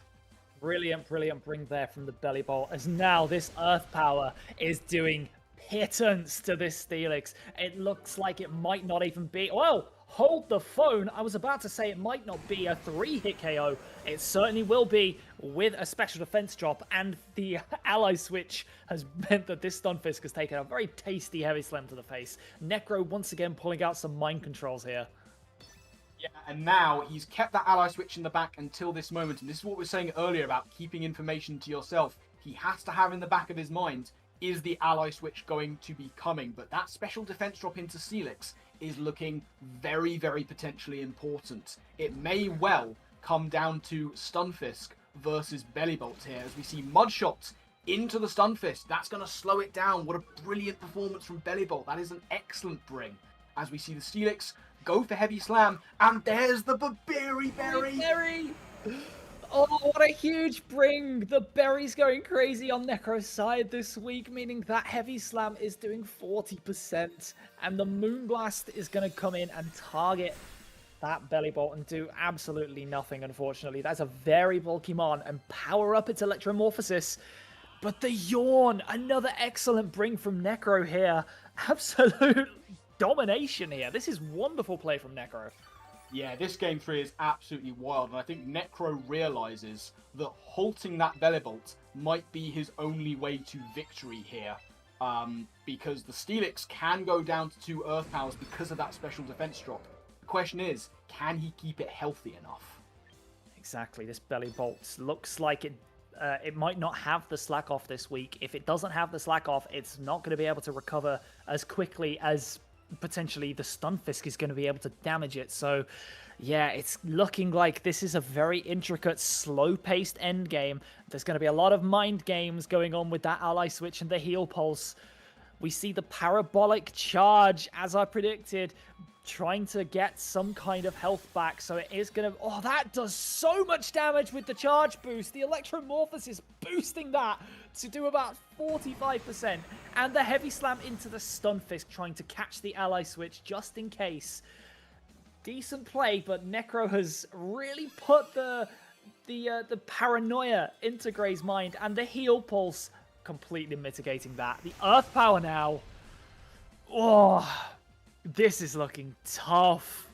This is a very tight. Another special defense drop. That one, of course, is not going to matter as the Bellibolt falls asleep. This is a very intense endgame. Necro is pulling out all the stops here and realizing that Stunfisk is very much a win condition. Does he have enough to get through the Steelix? And where is the ally switch going to come into play anymore? I mean, we've only seen that in Moonblast. It's going to be Protect on the Steelix, trying to buy herself as much time as possible with that Bellibolt. There's the ally switch. That's not going to come into play here because of the Protect into the asleep Bellibolt. So, where is the attack coming in? It's going to be Earth Power protecting on the Steelix. So a nothing turn there, and the Bellibolt basically gets off scot-free with one turn of sleep. Absolutely. Amber trying to hold fire, claw her way into this game and hold on for dear life if she can just somehow get through that Aromatisse, which is just absolutely mind-controlling Amber right now. We've seen Necro do this before. We've seen him absolutely bully Freedomion in a previous week, and we're seeing it again here. Aromatisse is absolutely Necro's kind of mon. It plays into exactly what Necro wants to do. The heavy slam into the Aromatisse, however, is going to take it down, but we're probably going to be seeing that Steelix go down along with it. Absolutely, you have to imagine it's going to be Earth Power into Steelix, and it is. The Steelix is going to go down, and like we thought, this is going to come down to Bellibolt versus the Stunfisk. Now, I'm not sure how many turns of Light Screen we've got left. There's the answer. It's none. That's kind of big. I mean, this Bellibolt needs to wake up here, and we have to wonder, is the priority going to be on causing damage to this Stunfisk, or is it going to be damage mitigation with the Light Screen? All Necro really has to do is spam Earth Power, wake up, Mud Shot. That's not a two-hit KO from that range. The speed doesn't matter. Bellibolt already outspeeds, but it's going to be getting those Electromorphosis boosts. How much does Earth Power do? Quite a bit. Ooh, this is coming down to the wire. It really is. There's also a potential chance that a Light Screen, well, especially after the leftovers, it's going to be getting a lot back. It might even be able to potentially stall out the Earth Powers. We're seeing stall in a VGC game. What year is this? Have seen this coming. I wonder if we're going to see a Yawn come out from the Stunfisk here. The Protect is going to go off, get back some leftovers. It is going to be the Earth Power coming in from the Stunfisk. And right now, I think it just has to be Mud Shots coming in from that Bellibolt, because I think it might still be in two-hit KO range.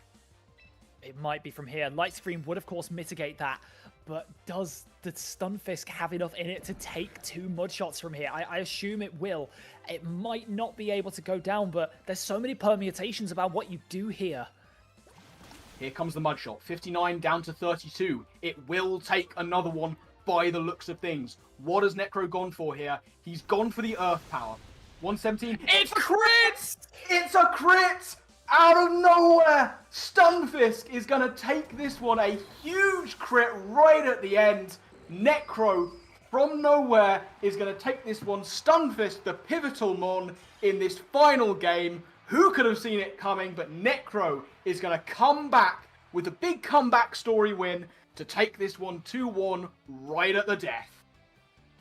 What a wonderful set we've just witnessed here. So many mons putting in so many amazing performances. Steelix proving to be a right thorn in Necro's side. Aromatisse mind-controlling Gravy. And then, of course, that crazy, crazy Stunfisk versus Bellibolt matchup at the end. What an incredible finale to PPL Live this week. That was an incredible set. Fantastic play from both sides. Necro absolutely adjusted his game after that first one. He realized that the Mega Meowstick was not the play here. But my lord, everybody. I can't even speak. I've got no words. I mean, what do you say about that game? I don't think Amber did much wrong in that one at all. I think she was absolutely playing to every single out that she had. I think the most impressive thing there was Necro being able to take advantage of situations that originally went against him. Him using that Trick Room against Amber in Game 2, the Trick Room that had been so deadly to him in Game 1. Coming back to take that Game 2, and then, I mean, that Game 3 was just an absolute whirlwind. And as we've seen in previous weeks with Necro, I mean, the Stunfisk is going to get the headlines, obviously, and well deserved for its performance. That Aromatisse, once again, will take no glory from this battle, but was so pivotal in positioning Necro to be able to take that win. Absolutely. We've seen Necro do that before with Aromatisse. That's a mon he's very comfortable with and understands exactly when to pull out those ally switches. That, as usual, Necro, all he ever needs to do is use one. Once you put that one ally switch into the opponent's mind, it causes all kinds of 50-50s. We have Amber here now. Amber, and we also have Necro. We'll start with Amber. Firstly, commiserations. That was a wonderful set. You played it incredibly well, but that Stunfisk versus Belly Bolt at the end, how are we feeling? I should have light screened firstly, but also there was a turn prior where I had the button on my Joy-Con stick, and instead of going for Protect, I think it was. No, sorry, it was a turn I went for Earthquake and killed my own Reuniclus. Oh no. It was not my intent to kill my own Reuniclus with one turn of Trick Room left. I probably shouldn't, I wouldn't have killed anyway, but I was going for a Protect with Steelix on that turn to not have Sneasler in, essentially. Oh, that is unfortunate. And unfortunately, I ended up clicking EQ, and it just murdered my... like, it did damage at least, but it was, yeah. Outside of that, like, game 3, Necro just outplayed me. I mean, it was like Alex was saying just then, like, the ally switch mind games, all you have to do is click it once, and then it's always in your opponent's mind. And I think you landed heavy slams into Stunfisk, what, 2 or 3 times that final set? I don't remember how many times, but again, like, when the Yawn came out, I should have just protected on that turn and gone for an EQ and hope for the best, I think. Because I just needed damage, realistically, on the Stunfisk, and then kill the Aromatisse turn after, if possible. So, yeah, I think there was some plays I could have done better in that last game, but at the same time, Necro played that one really well. I can't take anything away from him. Yeah, I mean, we'll come. I see Necro's in the call and muted for now. I'm sure he will have some words to say in those wonderful dulcet tones. I do have a question for you, Amber. Yes, the answer is yes. You heard my bold prediction? I know what it is. Exactly I know exactly what it is. Game 2, Go on. yes, I did let Stunfisk get the kill. There we are. Yep. I knew it. Incredible. Incredible. And thank you. And ladies and gentlemen, your victor in the final match, Necro. How are you feeling, man, after that one? I'm feeling like I am really happy that I dusted off the Stunfisk that I bred back in 2013, and this is the first one. Of course, for those of you who don't know, Necro's nickname is, of course, Breeding Steven, because Necro, throughout their time in Draft League, has been known to breed all of their mons legitimately in-game, which, of course, is definitely what the rest of us all do as well, right? Oh, yeah, absolutely. Yeah, of course. Yeah, sure. But Necro, I have one question for you. Firstly, we've seen you do this before with Aromatisse. We watched you do this versus Freedomion. How are you getting this Aromatisse to put in such incredible performances? I think it's the mind game piece where after you click ally switch once, it just messes with the mental game. Here, I had my own mental game and I was live comming. And I was like, now, if I were Amber, then I would expect me to click the ally switch here because I didn't click it the other turn. But me knowing that, they know that, and I was like, I'm just going to stop. I'm doing too much. What should I do here? And so it can be as much of a mind game for yourself as it is for the opponent. But if I like the 50-50 between ally switch and heal pulse, because it's like, if you get it wrong, the other Pokemon just gets half of their HP back. Yeah. And that can be really demoralizing. So I think it's more of like a mental game. Yeah, very much so. It's a mental game that you have multiple times now been playing incredibly well. That last turn, I mean, talk us through what's going through your mind when you've got Bellibolt in against Stunfisk, and we all wanted Stunfisk to be the hero. I think everybody deeply wanted Stunfisk to be the hero. How are you feeling in that moment when it's that 1v1? You've clawed your way back from being 1-0 down. You've used Trick Room against your opponent. and now you're in this position? Number one, I probably should have clicked Trick Room on my own earlier on, just to make sure that Stunfisk was faster with all the little speed drops it was getting. But I almost clicked Yawn on that last turn because I knew I could live one more Mud Shot. But then I said out loud, I should probably just keep on clicking Earth Power on the off chance that I get a crit. And that's exactly what happened. And I think it could have been a 50-50. Is Mud Shot 100% accurate? I think it's not. I think it's 95. It's 95. And I miss 95% accurate moves like it's my job. So I was thinking I should just keep on attacking at that point. I did have Sucker Punch just in the off chance that I got it down to like some tiny amount of HP. And then I was that like, would have been glorious. What a but I was like, I should just go for these moves. Because in game 2, there was just so many special defense drops on my side. I need some special defense drops. And so we got lucky with those in the game 3. So yeah, that is a very important point to mention as well. That Stunfisk, of course, getting, I believe it was 3 special defense drops in the end in that final set alone through Amber's light screen, which might have made a difference in allowing the Steelix to be taken down as early as it was.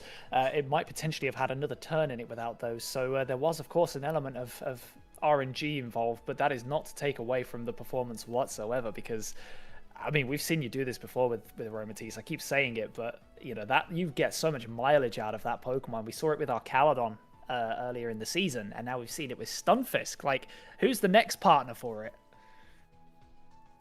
it sounds like it needs to be a better usage of either the Armarouge or maybe the Politoed. I try to pair it up with things to where the defenses make sense, right? So if I'm worried about a steel move, put it beside Arc or put it beside Stunfisk. And then if they go for that, it's less effective. So if I'm worried about a steel move and it's going into Politoed, that could also work. So maybe that'll work out in the future. I hope to see it.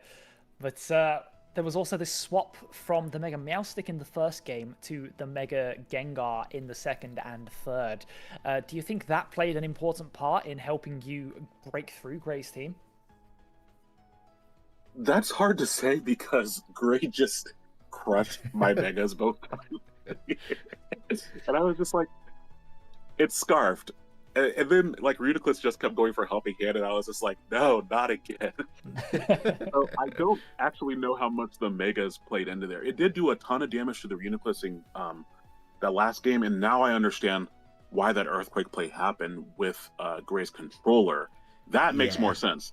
I thought I had miscounted the Trick Room terms, and I was like, oh, were they trying to get their Sneasler in as the Trick Room expired? But then it ended up getting KO'd there. So I don't think my Megas, they were basically kind of invalidated in the battles the way that Gray was playing, honestly.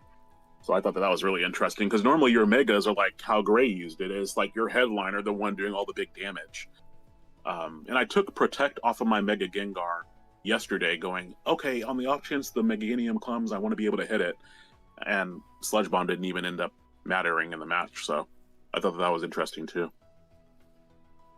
I mean, I want to ask Gray about this. Like, speaking as we have a lot about Mega Steelix, I think I'm having the same kind of thing as you here, where we have our main Mega, and Steelix just seems to come to more pivotal games.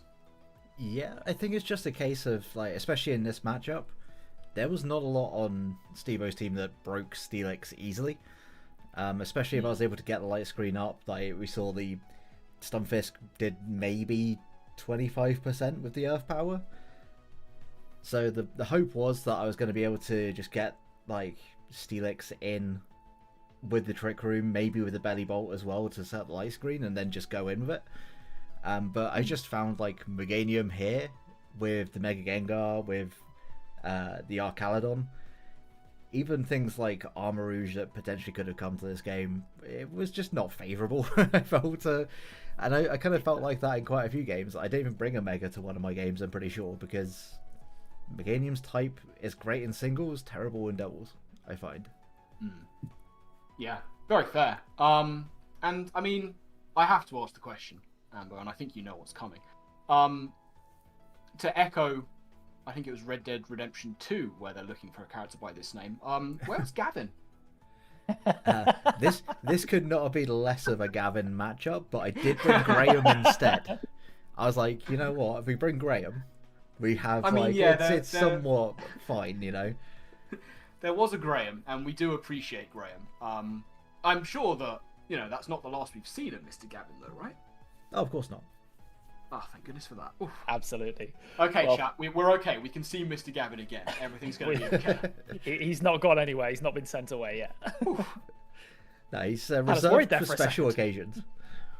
Yeah. Well, that's. Oh, sorry, go ahead, Necro. Oh, like a good suit, just like what he's wearing. Sorry, I think you cut out a bit there. Yeah, I was going to say that. Well, We've lost him. That has been We've Necro. lost him. Gavin ousted me from the call and returned.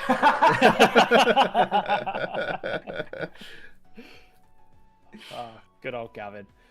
But yes, I believe that is everything we have had here for your PPL Live week 4. And it's been an absolute blast. So I want to say thank you to everyone in chat. Thank you to Pup. Thank you to Godbear, Necro, Dyer. Who else have we had? We've had Agronize, Phantasma077, Zachmander, of course, Shroom, of course. Like, we've had a lot of people here chilling with us. Oh, yeah, fuck that guy. Come on now. But yeah, thank you all for coming along here, and thank you once again to Gray for being a wonderful, wonderful host for PPL Live and running such a really fun event. It's really nice to be able to actually just share VGC and especially draft VGC with the community like this. Yeah, and thank you to Daria for coming in and casting her first game and a half potentially. I don't know how long she was in the call for my one, but it was great to hear her casting game 2. And of course, once again, thank you to Alex and Dave for their beautiful commentary, as always. You. Oh, so sweet. I'm a master of words. Don't look at the intro of this stream. But with that, we'll get out of here. Thank you all for coming, and we'll see you all next week.